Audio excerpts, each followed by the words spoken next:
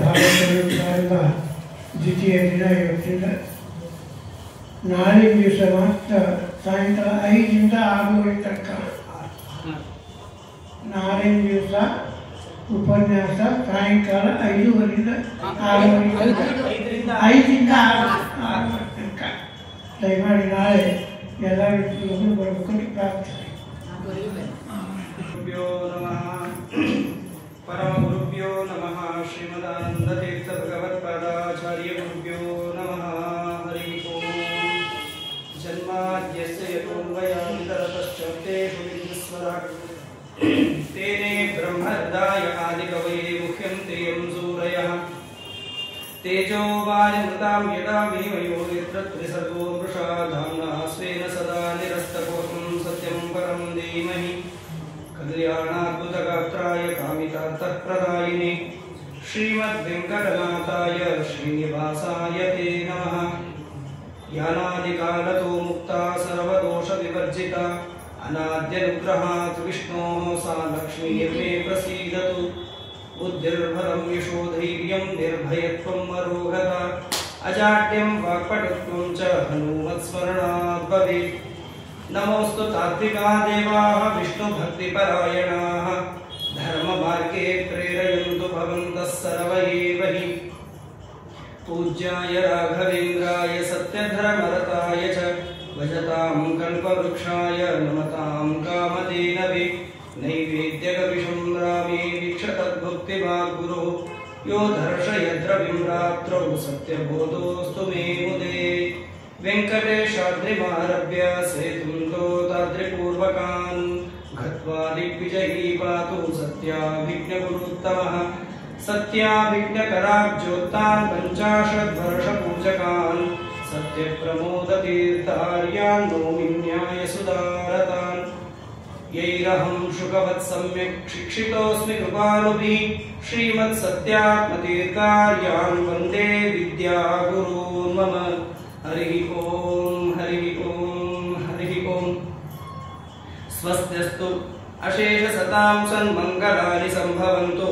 सम्यक् श्लोकैकश्रवणपठनमात्रेण वक्तुश्च श्रोतॄणां निखिलकलिकृतकल्मषपापनोदनपटुतरे धर्माद्यखिल साधनीभूते श्रीमद्भागवते अष्टमस्कन्धे अद्य कथारम्भात् पूर्वं किञ्चित् पूर्वकथानुवादः.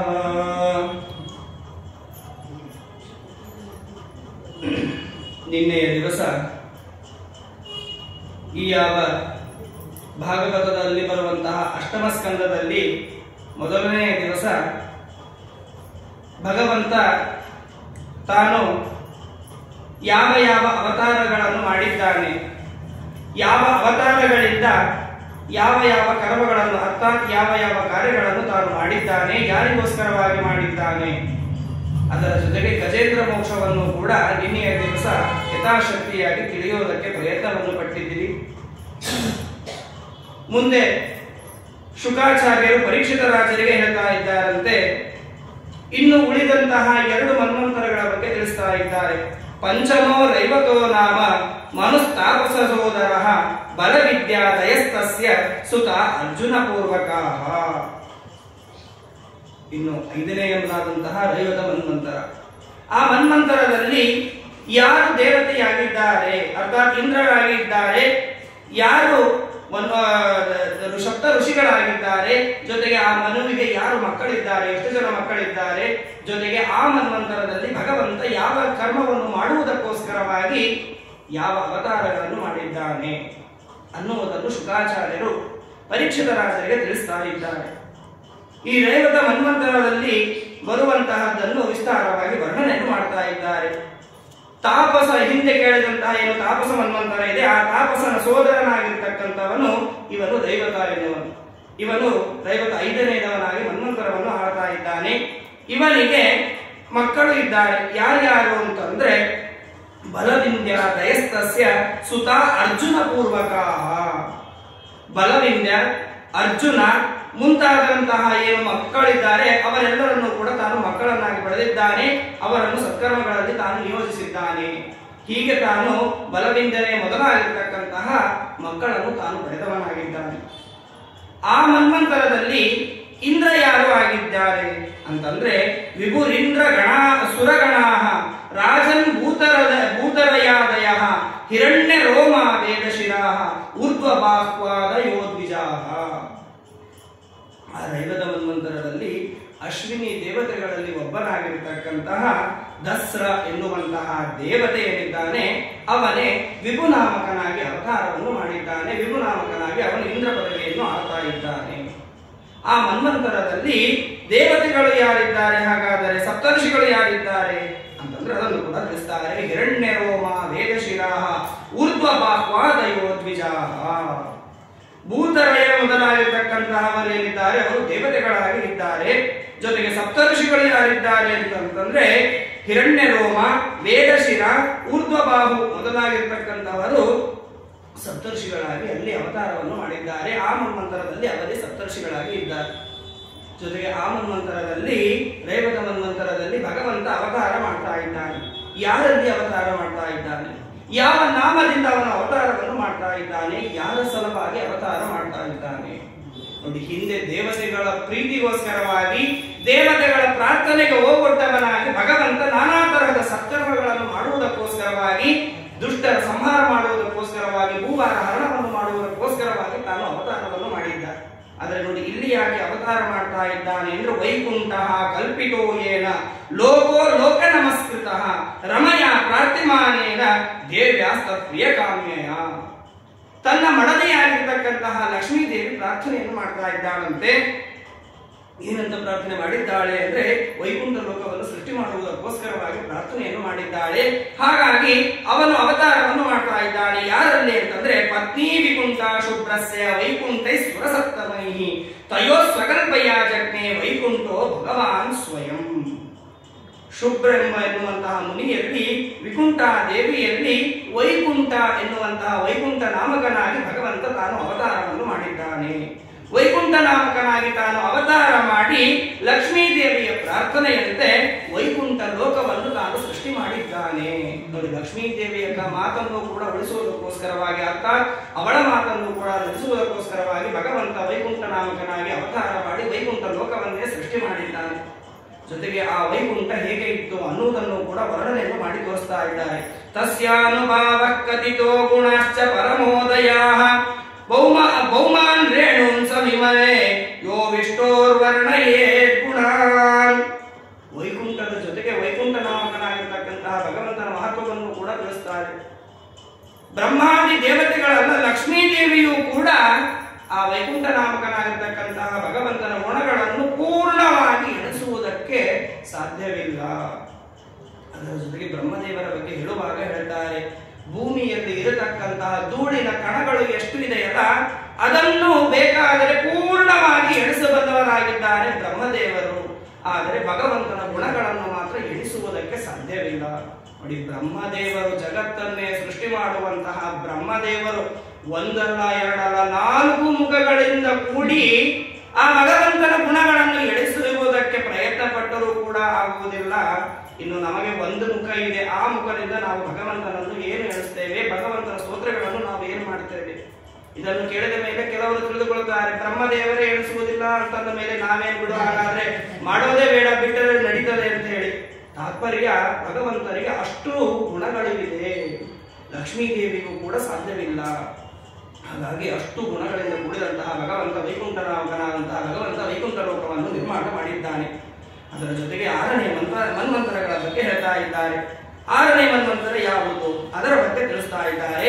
6ನೇ ಮನ್ವಂತರ ಯಾವುದು ಅಂದ್ರೆ ಷಷ್ಠಶ್ಚ ಚಕ್ಷುಷಃ ಪುತ್ರಶ್ಚಾಕ್ಷುಷೋ ನಾಮ ವೈಮನೋ ಪುತ್ರ ಪುರುಷ ಸುದ್ಯುಮ್ನಃ ಪ್ರಮುಖಾಶ್ಚ ಚಾಕ್ಷುಷಾತ್ಮಜಾಃ.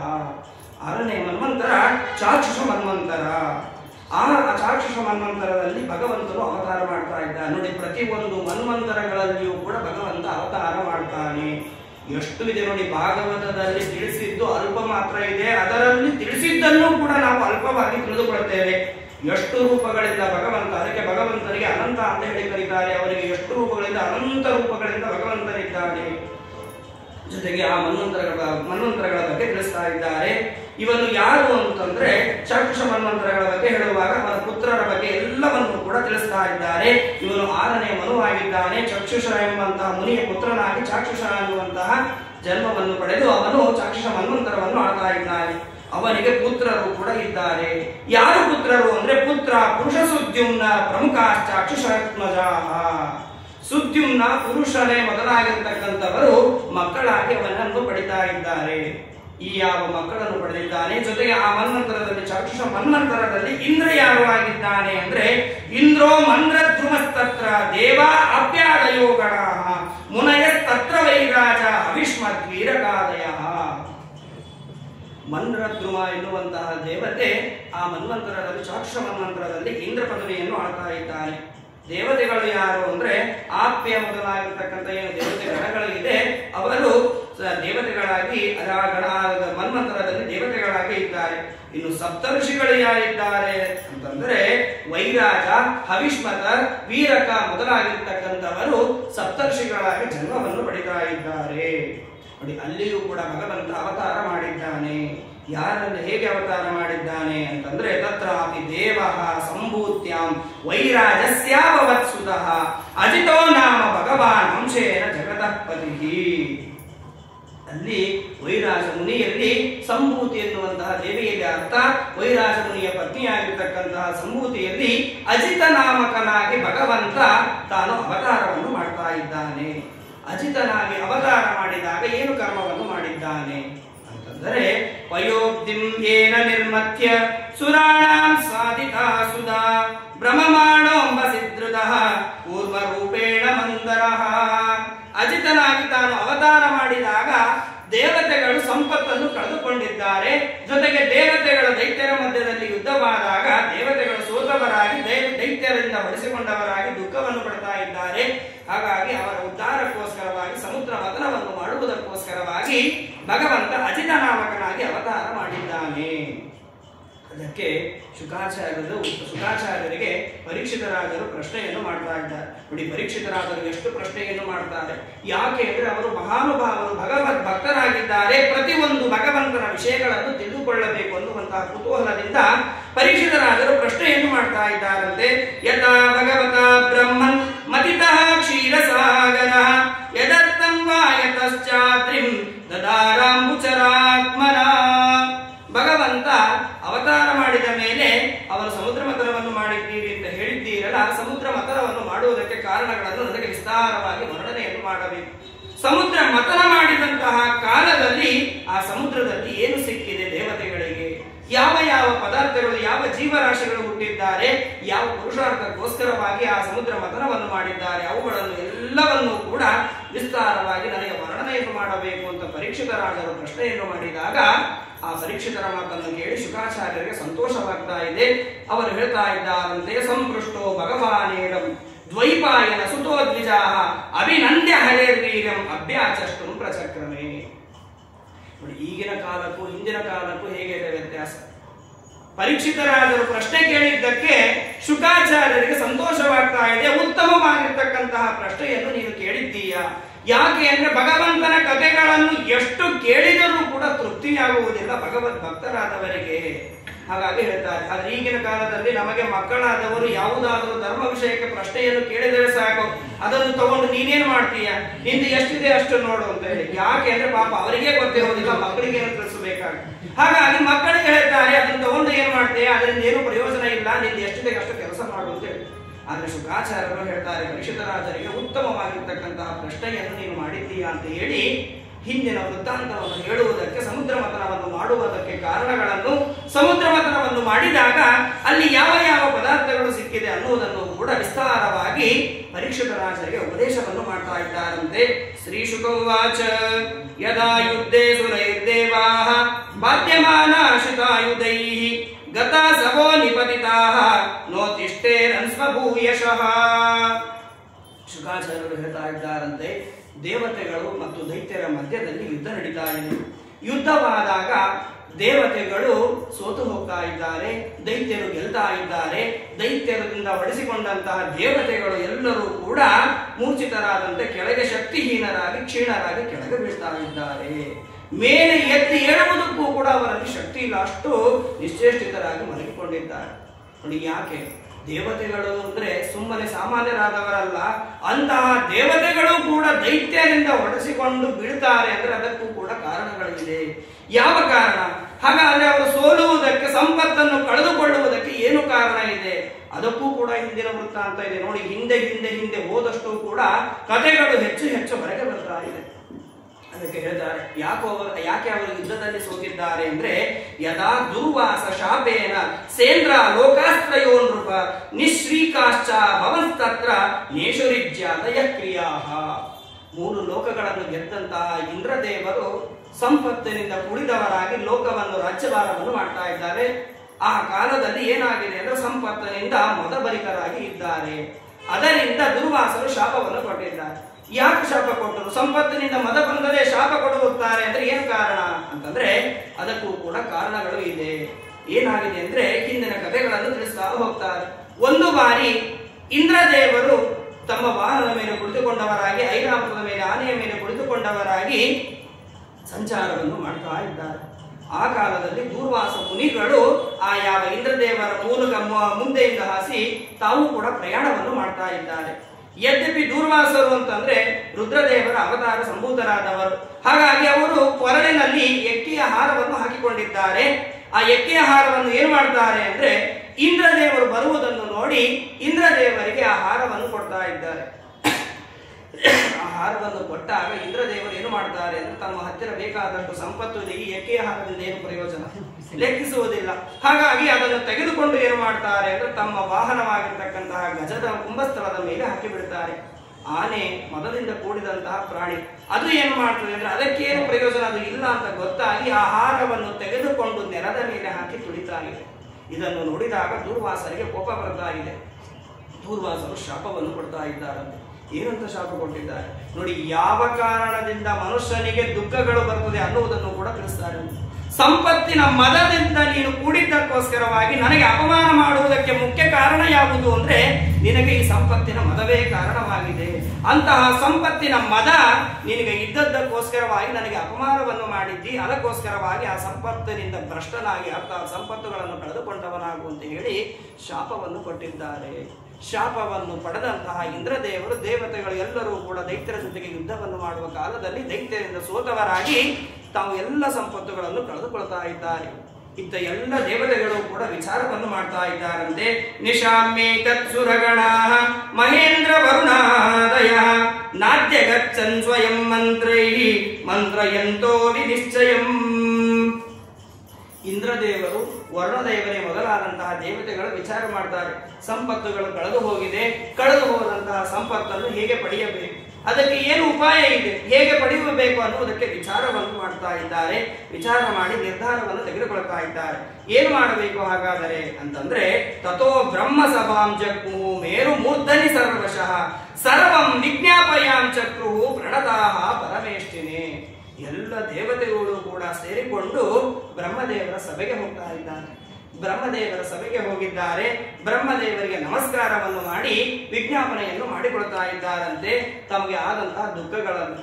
ಜೊತೆಗೆ ಬ್ರಹ್ಮದೇವರು ಕೂಡ ಮಹಾಜ್ಞಾನಿಗಳಾದವರು, ಅವರು ಕೂಡ ವಿಚಾರ ಮಾಡ್ತಾರೆ. ಏನಾಗಿದೆ ಇವರ ಪರಿಸ್ಥಿತಿ, ಇವರು ಇಲ್ಲಿ ಬರುವುದಕ್ಕೆ ಕಾರಣ ಏನು, ಅವುಗಳನ್ನು ತಿಳಿದುಕೊಳ್ಳುವುದಕ್ಕೋಸ್ಕರವಾಗಿ ಅವರು ವಿಚಾರ ಮಾಡಿದ್ದಾರೆ. ಆದರೆ ಎಲ್ಲವೂ ಕೂಡ ವಿಪರೀತವಾದಂತಹ ಕರ್ಮ ನಡೀತಾ ಇತ್ತು.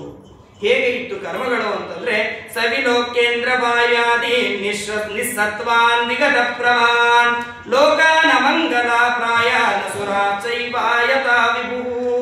ದೇವತೆಗಳಲ್ಲಿ ಶಕ್ತಿ ಇರಬೇಕು, ದೈತ್ಯರಲ್ಲಿ ಶಕ್ತಿ ಇರಬಾರದು. ಆದರೆ ವಿಪರೀತವಾಗಿ ದೈತ್ಯರು ಶಕ್ತಿಯನ್ನು ಪಡೆದವರಾಗಿದ್ದಾರೆ, ಸಂಪತ್ತನ್ನು ಪಡೆದವರಾಗಿದ್ದಾರೆ. ದೇವತೆಗಳು ನಿಶ್ಶಕ್ತರಾಗಿದ್ದಾರೆ, ಸಂಪತ್ತನ್ನು ಕಳೆದುಕೊಂಡವರಾಗಿದ್ದಾರೆ. ಇಂತಹ ಬಲಿಷ್ಠರಾದ ದೈತ್ಯರನ್ನು ನೋಡ್ತಾ ಇದ್ದಾರೆ ಬ್ರಹ್ಮದೇವರು. ಅದನ್ನು ಕಂಡು ವಿಚಾರ ಮಾಡಿ ಬ್ರಹ್ಮದೇವರು ದೇವತೆಗಳಿಗೆ ಹೇಳ್ತಾ ಇದ್ದಾರಂತೆ, ನೀವು ನನ್ನ ಹತ್ತಿರ ಬಂದರೆ ಅದರಿಂದ ಏನೂ ಪ್ರಯೋಜನವಿಲ್ಲ. ನಿಮ್ಮ ದುಃಖಗಳನ್ನು ನಾನು ಕೇಳಬಹುದು ಅಷ್ಟೇ, ಆದರೆ ನಿಮಗೆ ಅದರಿಂದ ಏನಾದರೂ ನಿಮಗೆ ಪ್ರಯೋಜನವಾಗಬೇಕಾದರೆ, ಅರ್ಥಾತ್ ನೀವು ಕಳೆದುಕೊಂಡಂತಹ ಸಂಪತ್ತುಗಳು ನಿಮಗೆ ಪುನಃ ಸಿಗಬೇಕಾದರೆ ನೀವೇನು ಮಾಡಬೇಕು ಅಂತ ಅದನ್ನು ಕೂಡ ಬ್ರಹ್ಮದೇವರು ತಮ್ಮ ಬಗ್ಗೆ ತಾವು ತಿಳಿಸಿಕೊಳ್ತಾ ಇದ್ದಾರೆ. ಅಹಂ ಭವೋ ಯೂಯಮತಾಸುರಾದಯೋ ಮನುಷ್ಯ ತಿರ್ಯಕ್ ಧ್ರುಮಘರ್ಮ ಜಾತಯ ಯಸ್ಯಾವತಾರಂ ಕಲಾ ವಿಸರ್ಜಿತಾ ವ್ರಜಾಮ ಸರ್ವೇ ಶರಣಂ ತಮವ್ಯಯಂ. ಬ್ರಹ್ಮದೇವರು ಹೇಳ್ತಾ ಇದ್ದಾರಂತೆ, ನನ್ನ ಹತ್ತಿರ ಬಂದರೂ ಕೂಡ ನಾನು ಮಾಡುವುದಕ್ಕೆ ಸರ್ವೋತ್ತಮನಲ್ಲ, ಸ್ವತಂತ್ರನಲ್ಲ. ಯಾಕೆ ಅಂತಂದ್ರೆ ನಾನಾಗಲಿ ರುದ್ರದೇವರಾಗಲಿ ಅಥವಾ ದೇವತೆಗಳಾಗಲಿ ಅಥವಾ ನೀವಾಗಲಿ ಏನಿದ್ದೀರಿ ಅಥವಾ ಮನುಷ್ಯರಾಗಲಿ ಪಶು ಪಕ್ಷಿಗಳಾಗಲಿ ಪ್ರಾಣಿಗಳಾಗಲಿ ಕ್ರಿಮಿಗಳಾಗಲಿ ಇವರು ಯಾರು ಕೂಡ ಸ್ವತಂತ್ರರಲ್ಲ. ಅರ್ಥಾತ್ ತಾವು ಸ್ವತಂತ್ರರಾಗಿ ಜನ್ಮವನ್ನು ಪಡೆದವರಲ್ಲ. ಪರಮಾತ್ಮನ ಒಂದು ಅವತಾರ ಸಾಮರ್ಥ್ಯದ ಒಂದು ಅಂಶದಿಂದ ಭೂಮಿಯಲ್ಲಿ ಜನ್ಮವನ್ನು ನಾವು ಪಡೆದವರಾಗಿದ್ದೇವೆ. ಅರ್ಥಾತ್ ಭಗವಂತನು ನಮ್ಮನ್ನು ಸೃಷ್ಟಿ ಮಾಡಿದ್ದಾರೆ. ನೋಡಿ ಯಾಕೆ ಈ ಮಾತನ್ನು ಭಾಗವತದಲ್ಲಿ ಹೇಳ್ತಾರೆ ಅಂದ್ರೆ, ಕೆಲವರು ತಿಳಿದುಕೊಂಡವರು ಹೇಳ್ತಾರೆ ಬ್ರಹ್ಮದೇವರೇ ಜಗತ್ತನ್ನು ಸೃಷ್ಟಿಯಾದಿಗಳನ್ನು ಮಾಡಿದ್ದು ಅಂತ ಹೇಳ್ತಾರೆ. ನಿಜ, ಬ್ರಹ್ಮದೇವರು ಮಾಡಿದ್ದು ನಿಜ. ಆದರೆ ಸ್ವಯಂ ಬ್ರಹ್ಮದೇವರೇ ಮೂಲಭೂತದಲ್ಲಿ ಮೂಲವಾಗಿ ಜಗತ್ತನ್ನು ಸೃಷ್ಟಿ ಮಾಡುವಂತಹ ಕಾಲದಲ್ಲಿ ಭಗವಂತನ ಹತ್ತಿರ ಪ್ರಾರ್ಥನೆಯನ್ನು ಮಾಡಿಕೊಳ್ತಾರೆ. ಇದೇ ಭಾಗವನ್ನು ಇದೇ ಸ್ಕಂದಗಳಲ್ಲಿ ತಿಳಿಸ್ತಾರೆ. ಭಗವಂತ ಬಂದು ಬ್ರಹ್ಮದೇವರಿಗೆ ಹೇಳ್ತಾನೆ, ನೀನು ಸೃಷ್ಟಿಯಾದಿಗಳನ್ನು ಮಾಡಬೇಕು ಅಂತ ಹೇಳಿದಾಗ ಬ್ರಹ್ಮದೇವರು ಹೇಳ್ತಾರೆ, ನನಗೆ ಸೃಷ್ಟಿ ಮಾಡುವುದಕ್ಕೆ ಬರುವುದಿಲ್ಲ, ಜೊತೆಗೆ ನಾನು ಸೃಷ್ಟಿ ಮಾಡುವುದಕ್ಕೆ ಸ್ವತಂತ್ರನಲ್ಲ ಅಂತ ಹೇಳಿದಾಗ ಬ್ರಹ್ಮದೇವರಿಗೆ ಭಗವಂತ ಉಪದೇಶವನ್ನು ಮಾಡಿ ತಲೆಯ ಮೇಲೆ ಕೈಯಿಟ್ಟು ಹಿಂದಿನ ಎಲ್ಲ ಸೃಷ್ಟಿಯಾದಿಗಳು ಸ್ಮರಣೆಗೆ ಬರುವಂತೆ ಅನುಗ್ರಹವನ್ನು ಮಾಡ್ತಾನೆ. ಈಗ ಸೃಷ್ಟಿ ಮಾಡುವಂತೆ ಹೇಳಿದ ಮೇಲೆಯೂ ಕೂಡ ಬ್ರಹ್ಮದೇವರು ಭಗವಂತನ ಹತ್ತಿರ ಕೇಳಿಕೊಳ್ತಾರೆ. ಏನಂತ ಕೇಳಿಕೊಳ್ತಾರೆ ನೋಡಿ, ಎಷ್ಟು ದೊಡ್ಡದಾದ ಮಾತನ್ನು ಕೇಳ್ತಾರೆ ಬ್ರಹ್ಮದೇವರು. ನಾವು ಏನೋ ಸಣ್ಣ ಪುಟ್ಟ ಕರ್ಮಗಳನ್ನು ಮಾಡಿಯೇನೆ ಗರ್ವದಿಂದ ನಾನು ಮಾಡಿದ್ದು ಅಂತ ಹೇಳಿಕೊಳ್ತೇವೆ. ಆದ್ರೆ ಬ್ರಹ್ಮದೇವರು ಕೇಳ್ತಾರೆ, ಎಲ್ಲ ಜಗತ್ತನ್ನು ಸೃಷ್ಟಿಯಾದಿಗಳನ್ನು ನನ್ನ ಒಳಗೆ ನಿಂತು ನೀನು ಏನು ಮಾಡಿಸ್ತೀಯಲ್ಲ, ಆ ಸೃಷ್ಟಿಯಾದಿಗಳನ್ನು ನಾನೇ ಮಾಡಿದ್ದೇನೆ ಅನ್ನುವಂತ ಅಹಂಕಾರ ನನ್ನಲ್ಲಿ ಬರುವುದು ಬೇಡ ಅಂತ ಹೇಳಿ ಸ್ವಯಂ ಬ್ರಹ್ಮದೇವರು ಹೇಳ್ತಾರೆ. ಮತ್ತೆ ಇಲ್ಲಿ ಇನ್ನೊಂದು ಬಾರಿ ಹೇಳ್ತಾ ಇದ್ದಾರೆ ಬ್ರಹ್ಮದೇವರು, ನಾನಾಗಲಿ ರುದ್ರದೇವರಾಗಲಿ ಯಾರೂ ಕೂಡ ಸ್ವತಂತ್ರರಾಗಿ ಜನ್ಮವನ್ನು ಪಡೆದವರಲ್ಲ, ಆ ಭಗವಂತನ ಅಧೀನದಲ್ಲಿ ಇದ್ದವರಾಗಿಯೇನೆ ನಾವು ಜನ್ಮವನ್ನು ಪಡೆದವರಾಗಿದ್ದೇವೆ. ಹಾಗಾಗಿ ಭಗವಂತನ ಹತ್ತಿರಕ್ಕೆ ಹೋಗಿ ಭಗವಂತನನ್ನು ಪ್ರಾರ್ಥನೆಯನ್ನು ಮಾಡುವುದರಿಂದ ನಮ್ಮ ಕಷ್ಟಗಳು ದೂರವಾಗ್ತದೆ. ನೋಡಿ, ಇದರಿಂದ ಏನು ತಿಳಿಯುತ್ತದೆ ನಮಗೆ? ಕೇವಲ ಬ್ರಹ್ಮದೇವರು ಏನು ಮಾಡಿದ್ದಾರೆ, ದುಃಖದಿಂದ ಬಂದಂತಹ ದೇವತೆಗಳಿಗೆ ಸಮಾಧಾನವನ್ನು ಮಾಡಿದ್ದಾರೆ. ಅವರು ಕಳೆದುಕೊಂಡಂತಹ ಸಂಪತ್ತನ್ನು ಕೊಡಿಸುವುದಕ್ಕೆ ಭಗವಂತನ ಹತ್ತಿರಕ್ಕೆ ಬ್ರಹ್ಮದೇವರು ಕರೆದುಕೊಂಡು ಹೋಗಿದ್ದಾನೆ. ಮೇಲೆ ನೋಟಕ್ಕೆ ಇಷ್ಟೇ ಮಾತ್ರ ನಮಗೆ ತಿಳಿಯುತ್ತದೆ. ಆದ್ರೆ ನೋಡಿ, ನಾನು ನಿನ್ನೆಯ ದಿವಸನೂ ಕೂಡ ಹೇಳಿದ್ದೆ, ಪ್ರತಿಯೊಂದು ಪುರಾಣಗಳಲ್ಲಿಯೂ ಕೂಡ ಬರುವಂತಹ ಒಂದೊಂದು ಕಥೆಗಳು ಕೂಡ ಒಂದೊಂದು ನೀತಿಗಳನ್ನು ನಮಗೆ ಧರ್ಮ ಮಾರ್ಗವನ್ನು ತೋರಿಸಿಕೊಡ್ತಾ ಇದೆ. ಯಾವುದು ಅಂದ್ರೆ, ನಮಗೆ ಏನಾದರೂ ಒಂದು ಸಣ್ಣ ಪುಟ್ಟ ತೊಂದರೆಗಳು ಕಷ್ಟಗಳು ಆದಾಗ ನಾವು ಏನ್ ಮಾಡ್ತೇವೆ ಅಂತಂದ್ರೆ, ನಮ್ಮ ಸುತ್ತಮುತ್ತಲು ಇರತಕ್ಕಂತಹ ಬಂಧು ಬಾಂಧವರ ಹತ್ತಿರ ಹೋಗಿ ಹೇಳಿಕೊಳ್ತೇವೆ, ನಮಗೆ ಆ ಕಷ್ಟ ಇದೆ, ಈ ಕಷ್ಟ ಇದೆ. ನೋಡಿ, ಜಗತ್ತನ್ನೇ ಸೃಷ್ಟಿ ಮಾಡಿದಂತಹ ಬ್ರಹ್ಮದೇವರು ಹೇಳ್ತಾರೆ, ನನ್ನಿಂದ ಸಾಧ್ಯವಿಲ್ಲ, ಭಗವಂತನೇ ಇದನ್ನು ಪೂರ್ಣವಾಗಿ ಪರಿಹಾರ ಮಾಡ್ತಾನೆ ಅಂತ ಹೇಳಿ ಭಗವಂತನ ಹತ್ತಿರ ಕರೆದುಕೊಂಡು ಹೋಗ್ತಾರೆ. ಇದರ ಅರ್ಥ ಏನು ಅಂದ್ರೆ, ದುಃಖಗಳು ಬಂದಾಗ ಭಗವಂತನನ್ನು ಮೊರೆ ಹೋಗಬೇಕೇ ಹೊರತು ತಾವು ಬೇರೆ ನಮ್ಮಂತೆಯೇ ಅಸ್ವಾತಂತ್ರ್ಯದಿಂದ ಕೂಡಿದಂತಹ ಜನರನ್ನು ಬೇಡಬಾರದು ಅನ್ನುವುದನ್ನು ಕೂಡ ಇಲ್ಲಿ ನಾವು ತಿಳಿದುಕೊಳ್ಳಬೇಕು. ಪ್ರತಿಯೊಂದು ಧರ್ಮಗಳನ್ನು ಕೂಡ ಭಾಗವತದಲ್ಲಿ ಪ್ರತಿಯೊಂದು ಕಥೆಗಳು ಕೂಡ ನಮಗೆ ಸೂಚನೆಯನ್ನು ಮಾಡ್ತಾ ಇವೆ. ಹಾಗಾಗಿ ಬ್ರಹ್ಮದೇವರು ಕರೆದುಕೊಂಡು ಹೋಗ್ತಾ ಇದ್ದಾರಂತೆ. ಎಲ್ಲಿಗೆ ಹೋಗಿದ್ದಾರೆ ಅಂತಂದ್ರೆ, ಇತ್ಯಾಭಾಷ್ಯ ಸುರಾನ್ ವೇದಾ ಸಹದೇವೈರರಿಂದಮ ಅಜಿತಸ್ಯ ಪದಂ ಸಾಕ್ಷಾತ್ ಜಗಾಮ ತಮಸಃ ಪರಂ. ಆ ಶ್ವೇತದ್ವೀಪದ ವಾಸಿಯಾಗಿರ್ತಕ್ಕಂತಹ ಭಗವಂತನ ಹತ್ತಿರಕ್ಕೆ ವೈಕುಂಠ ಲೋಕಕ್ಕೆ ಬಂದಿದ್ದಾರೆ. ಆ ಭಗವಂತನನ್ನು ನೋಡಿ ಸ್ತೋತ್ರವನ್ನು ಮಾಡ್ತಾ ಇದ್ದಾರಂತೆ. ಸ್ತೋತ್ರವನ್ನು ಮಾಡಿದ್ದಾರೆ. ಹೇಗೆ ಸ್ತೋತ್ರವನ್ನು ಮಾಡ್ತಾರೆ ನೋಡಿ, ಅದನ್ನು ಕೂಡ ತಿಳಿಸ್ತಾರೆ. ನೋಡಿ, ಎಷ್ಟು ಬಾರಿ ಭಗವಂತನಿಗೆ ಎಲ್ಲ ದೇವತೆಗಳು ಸ್ತೋತ್ರ ಮಾಡ್ತಾರೆ. ನಾವು ಒಂದು ಬಾರಿ ಸ್ತೋತ್ರವನ್ನು ಬೆಳಗಿನ ಜಾವ ಮಾಡುವುದಕ್ಕೆ ದುಃಖ ಪಡುತ್ತೇವೆ, ಸಮಯವಿಲ್ಲ ಅಂತ ಹೇಳಿ.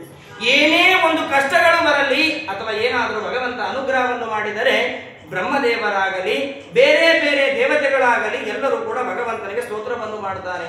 ಅಷ್ಟೇ ಅಲ್ಲದಲೇ ಧ್ರುವರಾಜರು ಕೂಡ ಭಗವಂತನನ್ನು ಸಾಕ್ಷಾತ್ಕಾರ ಮಾಡಿಕೊಂಡಾಗ ಸಣ್ಣ ಬಾಲಕ ಧ್ರುವರಾಜನು ಕೂಡ ಭಗವಂತನನ್ನು ಸ್ತೋತ್ರ ಮಾಡ್ತಾ ಇದ್ದಾನೆ. ಹಾಗೆ ಇಲ್ಲಿ ಬ್ರಹ್ಮದೇವರು ಕೂಡ ಸ್ತೋತ್ರ ಮಾಡ್ತಾ ಇದ್ದಾರಂತೆ.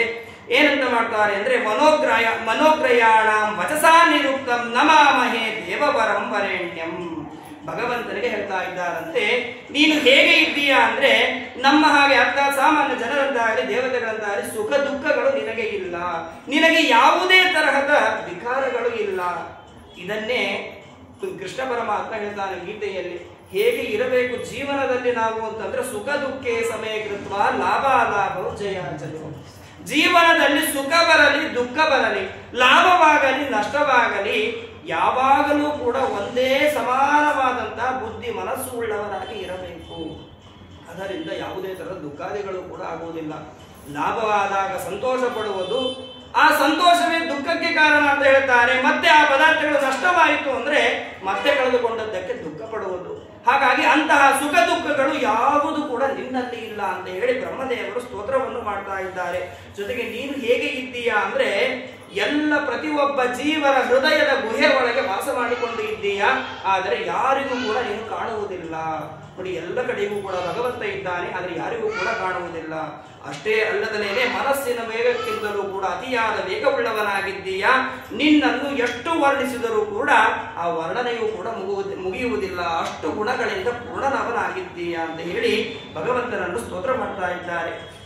ಇನ್ನೂ ಸ್ತೋತ್ರಗಳನ್ನು ಮಾಡ್ತಾರೆ. ಭಗವಂತನನ್ನೇ ಯಾಕೆ ಆಶ್ರಯಿಸಬೇಕು, ಭಗವಂತನ ಹತ್ತಿರ ಹೋಗೋಣ ಅಂತ ಹೇಳಿ ದೇವತೆಗಳಿಗೆ ಕರೆದುಕೊಂಡು ಹೋಗಿದ್ದಾನೆ. ಭಗವಂತನನ್ನೇ ಯಾಕೆ ಪ್ರಾರ್ಥನೆ ಮಾಡಬೇಕು ಅದನ್ನು ಕೂಡ ತಿಳಿಸ್ತಾರೆ. ಯಥಾ ಹಿ ಸ್ಕಂದಶಾಖಾಯಾಂ ತರೋರ್ಮೂಲಾವಸೇಚನಂ ಏವಂ ಆರಾಧನಂ ವಿಷ್ಣೋಹೋ ಸರ್ವೇಷಾಂ ಆತ್ಮನಶ್ಚಹಿ. ಮೇಲೆ ಒಂದು ವೃಕ್ಷ ಇದೆ, ಆ ವೃಕ್ಷಕ್ಕೆ ಮೇಲೆ ಇರತಕ್ಕಂತಹ ಎಲೆಗಳಾಗಲಿ ಹೂಗಳಾಗಲಿ ಬಳ್ಳೆಗಳಾಗಲಿ ಒಣಗುತ್ತಾ ಇದ್ದರೆ ಯಾರು ಕೂಡ ಎಲೆಗಳಿಗೆ ಬಳ್ಳೆಗಳಿಗೆ ನೀರನ್ನು ಹಾಕುವುದಿಲ್ಲ. ನೀರನ್ನು ಎಲ್ಲಿಗೆ ಹಾಕ್ತಾರೆ ಅಂದ್ರೆ ಆ ವೃಕ್ಷದ ಮೂಲ ಏನು ಇದೆ, ಬೇರು ಏನು ಇದೆ, ಆ ಮೂಲಕ್ಕೆ ಬೇರಿಗೆ ಹಾಕಿದರೆ ಸಾಕು, ಆ ವೃಕ್ಷ ತಾನಾಗೇ ಚಿಗುರುತ್ತದೆ. ಹಾಗೆ ಮೂಲ ಪುರುಷನಾದಂತಹ ಭಗವಂತನನ್ನು ಆರಾಧನೆ ಮಾಡಿದರೆ, ಭಗವಂತನನ್ನು ಸ್ತೋತ್ರ ಮಾಡಿದರೆ, ಭಗವಂತನನ್ನು ಮೊರೆ ಹೋದರೆ ಆ ಎಲ್ಲ ದುಃಖಗಳು ಕೂಡ ಹೋಗ್ತದೆ ಅಂತ ಹೇಳಿ ಬ್ರಹ್ಮದೇವರು ಹೇಳ್ತಾ ಇದ್ದಾರಂತೆ. ಹಾಗಾಗಿ ಆ ಬ್ರಹ್ಮದೇವರು ಮತ್ತೆ ಸ್ತೋತ್ರಗಳನ್ನು ಮಾಡ್ತಾ ಇದ್ದಾರೆ. ನಮಸ್ತುಭ್ಯಂ ಅನಂತಾಯ ದುರ್ವಿತರ್ಕಾತ್ಮನೆ ದುರ್ವಿತರ್ಕ್ಯಾತ್ಮ ಕರ್ಮಣೆ ನಿರ್ಗುಣಾಯ ಗುಣೇಶಾಯ ಸತ್ವಸ್ಥಾಯ ಚ ಸಾಂಪ್ರತಂ. ನೀನು ಹೇಗೆ ಇದ್ದೀಯಾ ಅಂತಂದ್ರೆ ಮತ್ತೆ ನಿನ್ನ ಬಗ್ಗೆ ಗುಣಗಳನ್ನು ವರ್ಣನೆಯನ್ನು ಮಾಡ್ತೇನೆ ಅಂತೇಳಿ ಬ್ರಹ್ಮದೇವರು ಹೇಳ್ತಾ ಇದ್ದಾರೆ. ಈ ಸತ್ವ ರಜಸ್ತಮ ಗುಣಗಳು ಏನಿದೆ ಆ ಮೂರು ಗುಣಗಳು ಕೂಡ ನಿನ್ನಲ್ಲಿ ಇಲ್ಲ. ಆದರೆ ವಿಚಿತ್ರ ನೋಡಿ, ಆ ಮೂರು ಗುಣಗಳನ್ನು ಕೂಡ ನೀನು ನಿಯಾಮನೆ ಮಾಡ್ತಾ ಇದ್ದೀಯಾ, ನಿನ್ನ ಅಧೀನದಲ್ಲಿ ಇಟ್ಟುಕೊಂಡವನಾಗಿದ್ದೀಯಾ. ಅಷ್ಟೇ ಅಲ್ಲದಲೇನೆ ಎಲ್ಲ ತಕ್ಕಂದು ಯಾವ ಯಾವ ಪದಾರ್ಥಗಳು ಇದೆಯಲ್ಲ ಆ ಎಲ್ಲ ಪದಾರ್ಥಗಳಲ್ಲಿಯೂ ಕೂಡ ನೀನು ಇದ್ದೀಯಾ, ಅವುಗಳನ್ನು ಕೂಡ ನೀನು ನಿಯಾಮನೆಯನ್ನು ಮಾಡಿಕೊಂಡವನಾಗಿದ್ದೀಯಾ. ಆದರೆ ಆ ಪದಾರ್ಥಗಳ ಮೇಲೆ ಮೋಹ ಆಸೆ ಎನ್ನುವುದು ನಿನಗೆ ಇಲ್ಲ ಅಂತ ಹೇಳಿ ಸ್ತೋತ್ರವನ್ನು ಮಾಡ್ತಾರೆ. ನೋಡಿ, ಇದನ್ನೇ ದಾಸರು ಹೇಳ್ತಾರೆ. ಇಷ್ಟು ಪುರಾಣಗಳಲ್ಲಿ ಹೇಳಿದ್ದನ್ನು ದಾಸರು ಒಂದು ಮಾತಿನಲ್ಲಿ ಹೇಳ್ತಾರೆ.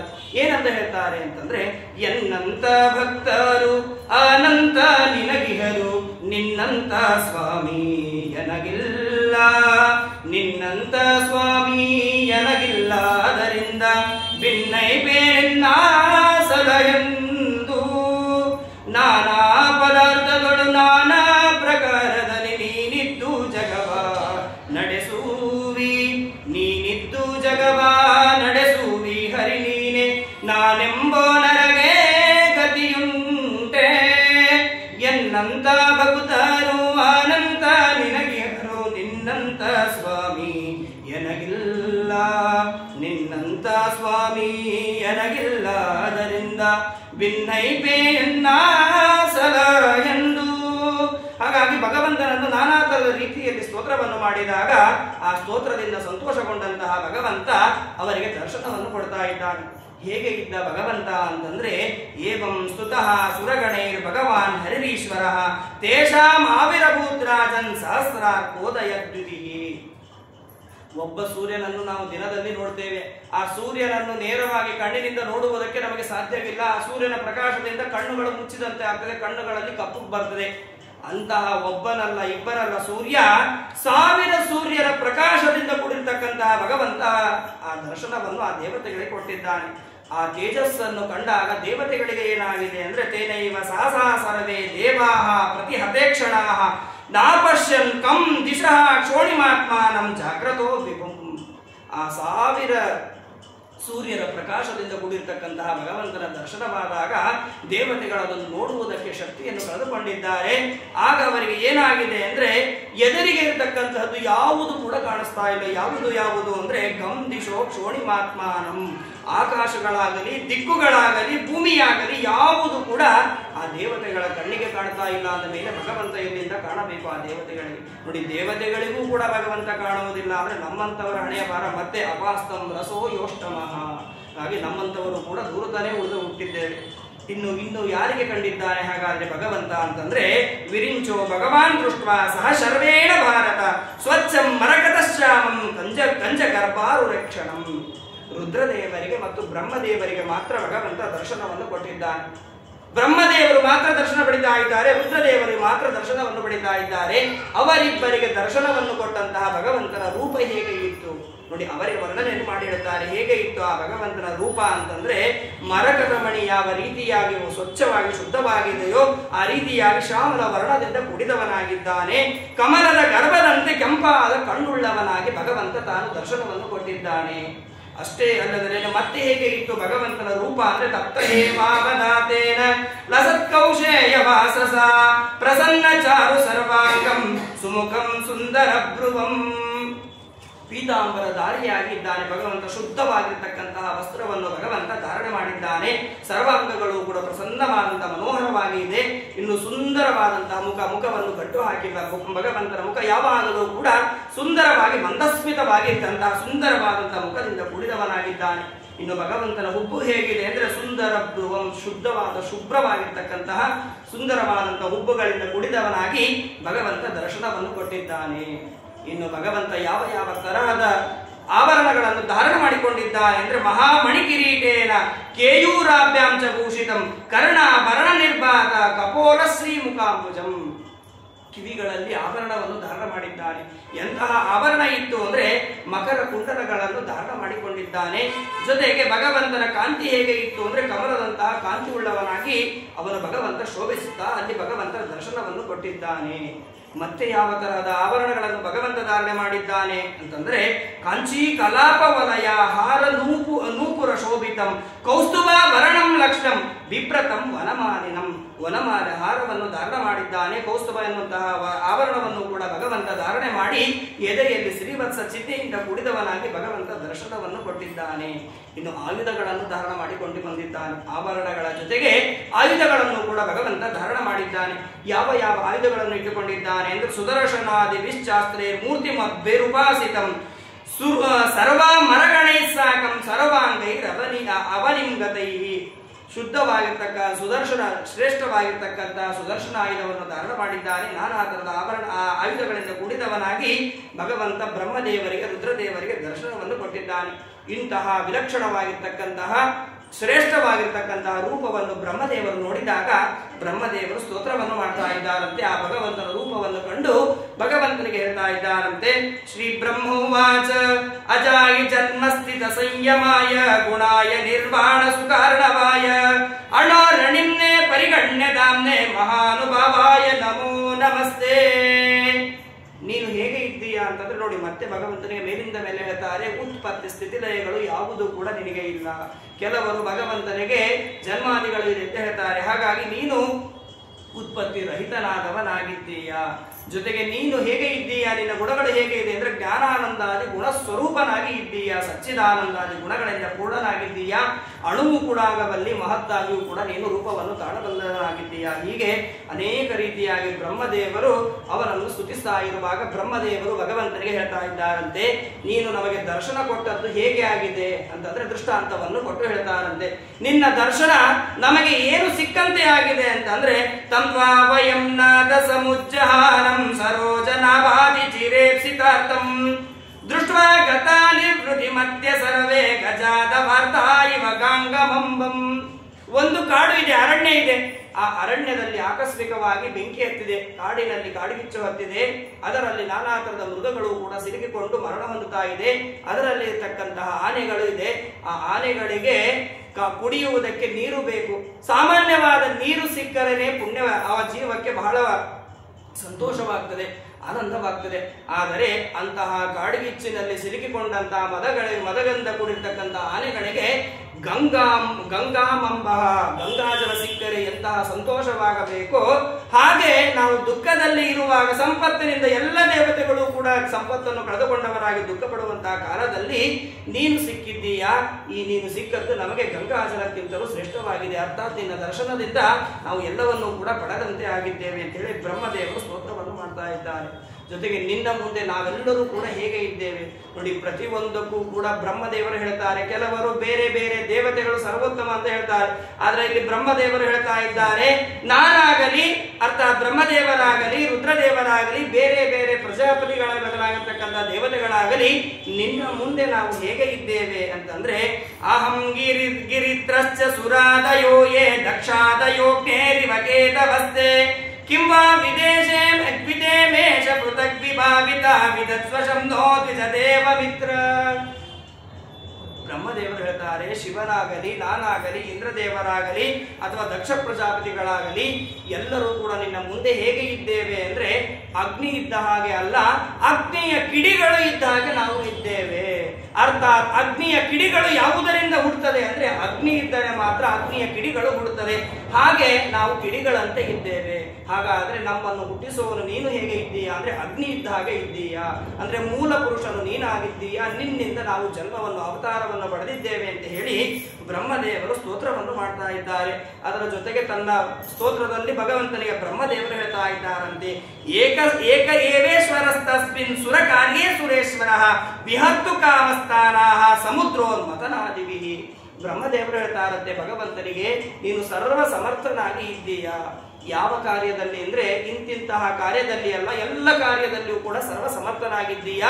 ಅದರಲ್ಲಿಯೂ ಕೂಡ ಅತಿ ಕಷ್ಟಕರವಾಗಿರ್ತಕ್ಕಂತಹ ಸಮುದ್ರಮಥನ ಕಾರ್ಯದಲ್ಲಿ ನೀನೊಬ್ಬನೇ ಮಾಡಬಹುದಾಗಿದ್ದಂತಹ ಕರ್ಮವಾಗಿದೆ. ಆದರೂ ಕೂಡ ನಮ್ಮನ್ನು ಸೇರಿಸಿಕೊಂಡು ನೀನು ಕರ್ಮವನ್ನು ಮಾಡಿಸ್ತೀಯ. ಯಾಕೆ ಅಂತಂದ್ರೆ, ಆ ಸಮುದ್ರಮಥನ ಕಾರ್ಯದಲ್ಲಿ ನಿನ್ನದೇ ಆಗಿರ್ತಕ್ಕಂತಹ ಇನ್ನೂ ಅನೇಕ ರೂಪಗಳು ಅಲ್ಲಿ ಆವಿರ್ಭೂತವಾಗುವುದಿದೆ. ಅರ್ಥಾತ್ ಅವತಾರ ಕೂರ್ಮಾದಿ ರೂಪಗಳನ್ನು ನೀನು ಅವತಾರ ಮಾಡುವನಿದ್ದೀಯ. ಹಾಗಾಗಿ ಆ ದರ್ಶನ ಭಾಗ್ಯ ನಮಗೆ ಬೇಕಾಗಿದೆ. ಹಾಗಾಗಿ ಆ ಕರ್ಮವನ್ನು ಮಾಡು ಅಂತ ಹೇಳಿ ಭಗವಂತನ ಹತ್ತಿರ ಬ್ರಹ್ಮಾದಿ ದೇವತೆಗಳು ಪ್ರಾರ್ಥನೆಯನ್ನು ಮಾಡಿದಾಗ, ಆ ಬ್ರಹ್ಮಾದಿ ದೇವತೆಗಳನ್ನು ನೋಡಿ ಭಗವಂತ ಬ್ರಹ್ಮಾದಿ ದೇವತೆಗಳಿಗೆ ಹೇಳ್ತಾ ಇದ್ದಾನಂತೇಳಿ, ಶ್ರೀ ಭಗವಾನುವಾಚ ಹಂತ ಬ್ರಹ್ಮನ್ ನಹೋ ಶಂಭೋ ಹೇ ದೇವ ಮಮ ಭಾಷಿತಂ ಶೃಣುತ ವಹಿತಾ ಸರ್ವೇ ಶ್ರೇಯೋ ವಸ್ಯಾತ್ಯ ಯಥಾಪುರ.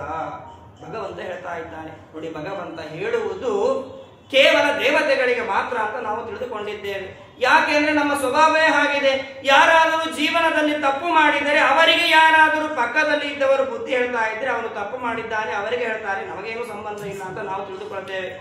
ಆದ್ರೆ ಭಗವಂತ ಬ್ರಹ್ಮದೇವರಿಗೆ ಹೇಳುವ ಮೂಲಕವಾಗಿ ನಮಗೂ ಕೂಡ ಹೇಳಿದ್ದಾನೆ ಅಂತ ಹೇಳಿ ಜೀವನದಲ್ಲಿ ನಾವು ತಿಳಿದುಕೊಳ್ಳಬೇಕು. ಏನಂತ ಹೇಳ್ತಾನೆ ಬ್ರಹ್ಮದೇವರಿಗೆ ಅಂತಂದರೆ, ನಾನು ಏನನ್ನು ಹೇಳುತ್ತೇನೋ ಆ ಕರ್ಮವನ್ನು ನೀವು ಮಾಡಿದರೆ ಶ್ರೇಯೋ ಮಹಸ್ಯಾತ್ ಯಥಾಪುರ, ನೀವು ಶ್ರೇಯಸ್ಸನ್ನು ಪಡಿತೀರಿ. ಎಂತಹ ಶ್ರೇಯಸ್ಸನ್ನು ಅಂದ್ರೆ, ಪೂರ್ವಂ ಯತ ಪುರಾಯತ, ಹಿಂದೆ ನಿಮ್ಮ ಹತ್ತಿರ ಯಾವ ರೀತಿಯಾಗಿ ಸಂಪತ್ತು ಇತ್ತೋ ಆ ಸಂಪತ್ತನ್ನು ನೀವು ಪುನಃ ಪಡಿತೀರಿ. ಅದರರ್ಥ ಭಗವಂತನು ಯಾವ ರೀತಿಯಾಗಿ ಶಾಸ್ತ್ರಗಳಲ್ಲಿ ವೇದಗಳಲ್ಲಿ ಧರ್ಮ ಕರ್ಮಗಳನ್ನು ಮಾಡಬೇಕು ಅಂತ ಹೇಳಿದ್ದಾನೋ ಅಂತಹ ಕರ್ಮಗಳನ್ನು ಮಾಡುವುದರಿಂದ ನಮಗೂ ಕೂಡ ಶ್ರೇಯಸ್ಸು ಇದೆ. ಅದನ್ನೇ ಕೃಷ್ಣ ಪರಮಾತ್ಮ ಹೇಳ್ತಾನೆ, ಸ್ವಧರ್ಮೇ ನಿಧನಂ ಶ್ರೇಯ ಪರಧರ್ಮೋ ಭಯಾವಹಂ. ಕಷ್ಟ ಬಂದರೂ ಕೂಡ ನಮ್ಮ ಧರ್ಮವನ್ನು ಬಿಡದಲೇನೆ, ನಮ್ಮ ಧರ್ಮದಲ್ಲಿಯೇನೆ ನಾವು ಸಾಧನೆಯನ್ನು ಮಾಡಿಕೊಳ್ಳಬೇಕೆ ಹೊರತು ಪರಧರ್ಮವನ್ನು ಆಶ್ರಯಿಸಬಾರದು ಅಂತ ಹೇಳ್ತಾನೆ. ಹಾಗಾಗಿ ನಾನು ಹೇಳಿದ ರೀತಿಯಾಗಿ ನೀವು ಕರ್ಮವನ್ನು ಮಾಡುವುದಾದರೆ ಹಿಂದೆ ನೀವು ಯಾವ ಸಂಪತ್ತನ್ನು ಕಳೆದುಕೊಂಡಿದ್ದೀರೋ ಆ ಎಲ್ಲ ಸಂಪತ್ತನ್ನು ಕೂಡ ನೀವು ಪುನಃ ಮತ್ತೆ ಪಡಿತಾ ಇದ್ದೀರಿ ಅಂತ ಹೇಳಿದಾಗ ಬ್ರಹ್ಮದೇವರು ಕೇಳ್ತಾರೆ, ಹಾಗಾದ್ರೆ ಯಾವ ಕರ್ಮವನ್ನು ಮಾಡಬೇಕು, ಹೇಗೆ ಮಾಡಬೇಕು ಅದನ್ನು ಹೇಳು ಅಂತ ಹೇಳಿದಾಗ ಅದಕ್ಕೆ ಭಗವಂತ ಹೇಳ್ತಾ ಇದ್ದಾನಂತೆ, ಸಂಧಾನವನ್ನು ಮಾಡಿಕೊಳ್ಳಬೇಕು ಅಂತ ಹೇಳ್ತಾ ಇದ್ದಾನೆ. ಯಾರ ಜೊತೆಗೆ ಸಂಧಾನವನ್ನು ಮಾಡಿಕೊಳ್ಳಬೇಕು, ಯಾಕೆ ಸಂಧಾನ ಮಾಡಿಕೊಳ್ಳಬೇಕು? ನೋಡಿ, ಕಷ್ಟಕಾಲಗಳು ಬಂದಾಗ ಎದುರಿಗೆ ಇರುವಂತಹ ವ್ಯಕ್ತಿಗಳು ಪ್ರಬಲರಾಗಿ ಇದ್ದಾಗ ನಾವು ಯಾವ ರೀತಿಯಾಗಿ ಜೀವನವನ್ನು ನಡೆಸಬೇಕು ಅನ್ನುವುದನ್ನು ಕೂಡ ಭಗವಂತ ತೋರಿಸಿಕೊಡ್ತಾ ಇದ್ದಾನೆ. ದೇವತೆಗಳಿಗೆ ಹೇಳ್ತಾ ಇದ್ದಾನಂತೆ, ಅರಯೋಪಿ ಸಂದೇಯ ಸತಿ ಕಾರ್ಯಾರ್ಥ ಗೌರವೇ ಅಹಿಮೂಷಿಕವದ್ದೇವ ಹೆರ್ತಸ್ಯ ಪದವೀಂಗತೈ. ಬ್ರಹ್ಮದೇವರಿಗೆ ಹೇಳ್ತಾ ಇದ್ದಾನಂತೆ ಭಗವಂತ, ನೀವು ದೈತ್ಯರ ಜೊತೆಗೆ ಸಂಧಾನವನ್ನು ಮಾಡಿಕೊಳ್ಳಬೇಕು. ಯಾಕೆ, ಹೇಗೆ ಮಾಡಿಕೊಳ್ಳಬೇಕು ಅಂತ ದೃಷ್ಟಾಂತವನ್ನು ಕೊಟ್ಟು ಹೇಳ್ತಾನೆ. ಸರ್ಪವು ಯಾವ ರೀತಿಯಾಗಿ ಮೂಷಕದ ಜೊತೆಗೆ ಸಂಧಾನವನ್ನು ಮಾಡಿಕೊಳ್ಳುತ್ತದೆಯಲ್ಲ ಆ ರೀತಿಯಾಗಿ ಸಂಧಾನ ಮಾಡಿಕೊಳ್ಳಬೇಕು.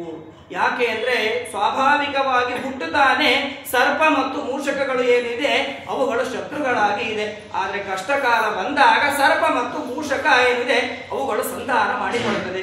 ಹೇಗೆ ಅಂತಂದ್ರೆ ಅದನ್ನು ಕೂಡ ಭಗವಂತ ತಿಳಿಸ್ತಾನೆ. ಇಲಿಗೆ ಶತ್ರು ಸರ್ಪವಾದರೆ ಸರ್ಪಕ್ಕೆ ನವಿಲು ಶತ್ರುವಾಗಿದೆ. ಹಾಗಾಗಿ ನವಿಲಿನಿಂದ ತಪ್ಪಿಸಿಕೊಳ್ಳುವುದಕ್ಕೋಸ್ಕರವಾಗಿ ಸರ್ಪ ತಾನು ಇಲಿಯ ಹತ್ತಿರಕ್ಕೆ ಬರ್ತಾ ಇದೆ. ಇಲಿಯ ಹತ್ತಿರ ಬಂದು ಸರ್ಪ ಹೇಳುತ್ತದೆ, ನವಿಲಿನಿಂದ ನಾನು ತಪ್ಪಿಸಿಕೊಳ್ಳಬೇಕು, ಹಾಗಾಗಿ ನಿನ್ನ ಬಿಲದ ಒಳಗೆ ನಾನು ವಾಸ ಮಾಡ್ತೇನೆ, ಆದರೆ ನನ್ನನ್ನು ರಕ್ಷಣೆ ಮಾಡಿದ್ದಕ್ಕೋಸ್ಕರವಾಗಿ ನಿನಗೆ ನಾನು ಮಾತು ಕೊಡ್ತೇನೆ, ನಿನ್ನನ್ನು ತಿನ್ನುವುದಿಲ್ಲ ಅಂತ ಹೇಳಿ ಮಾತನ್ನು ಕೊಡ್ತದೆ. ಆದರೆ ನೋಡಿ ಸರ್ಪ ಎಷ್ಟು ಇದೆ ವಿಚಿತ್ರವಾಗಿ ಅಂತಂದ್ರೆ, ತಾನು ಅದರಿಂದ ರಕ್ಷಣೆಯಾದ ಮೇಲೆ ಅದರಿಂದ ಹೊರಗೆ ಬರುವಾಗ ಅದೇ ಇಲಿಯನ್ನೇ ತಿಂದು ಹೊಟ್ಟೆ ತುಂಬಿಸಿಕೊಂಡು ಹೊರಗೆ ಬರ್ತಾ ಇದೆ. ಹಾಗೆ ನೀವು ದೈತ್ಯರ ಜೊತೆಗೆ ಸಂಧಾನವನ್ನು ಮಾಡಿಕೊಂಡು ಆ ದೈತ್ಯರನ್ನು ಗೆಲ್ಲಬೇಕು ಅಂತ ಹೇಳ್ತಾನೆ. ನೋಡಿ ಯಾಕೆ ಹೇಳ್ತಾನೆ ಭಗವಂತ, ನೋಡಿ ಎಷ್ಟು ವಿಚಿತ್ರವಾಗಿದೆ ಧರ್ಮಗಳು ಅಂತಂದ್ರೆ, ಭಗವಂತ ಒಂದು ಬಾರಿ ಹೇಳ್ತಾನೆ ಸಜ್ಜನರ ಸಹವಾಸವನ್ನು ಮಾಡಬೇಕು, ಸಜ್ಜನರ ಸಹವಾಸದಿಂದಲೇ ಮುಕ್ತಿಗೆ ಕಾರಣವಾಗ್ತದೆ, ಅವರ ಸಹವಾಸ ಬಿಟ್ಟು ದುರ್ಜನರ ಸಹವಾಸವನ್ನು ಮಾಡಿದರೆ ನರಕಕ್ಕೆ ಕಾರಣವಾಗ್ತದೆ ಅಂತ ಹೇಳ್ತಾನೆ. ಆದ್ರೆ ಇಲ್ಲಿ ಭಗವಂತ ಹೇಳ್ತಾನೆ ಸಜ್ಜನರನ್ನು ಬಿಟ್ಟವರಾಗಿ ಆ ದೈತ್ಯರ ಜೊತೆಗೆ ಸಂಧಾನ ಮಾಡು ಅಂತ ಹೇಳ್ತಾನೆ. ಕೆಲವರು ತಿಳಿದುಕೊಳ್ತಾನೆ ಭಗವಂತನೇ ಹೇಳಿದ್ದಾನೆ ದೈತ್ಯರ ಜೊತೆಗೆ ಸಂಧಾನ ಮಾಡಿಕೊಳ್ಳುವುದಕ್ಕೆ, ನಾವು ಕೂಡ ದುರ್ಜನರ ಸಹವಾಸವನ್ನು ಮಾಡಬಹುದು ಅಂತ ಹೇಳಿ ಕೆಲವರು ತಿಳಿದುಕೊಳ್ತಾರೆ.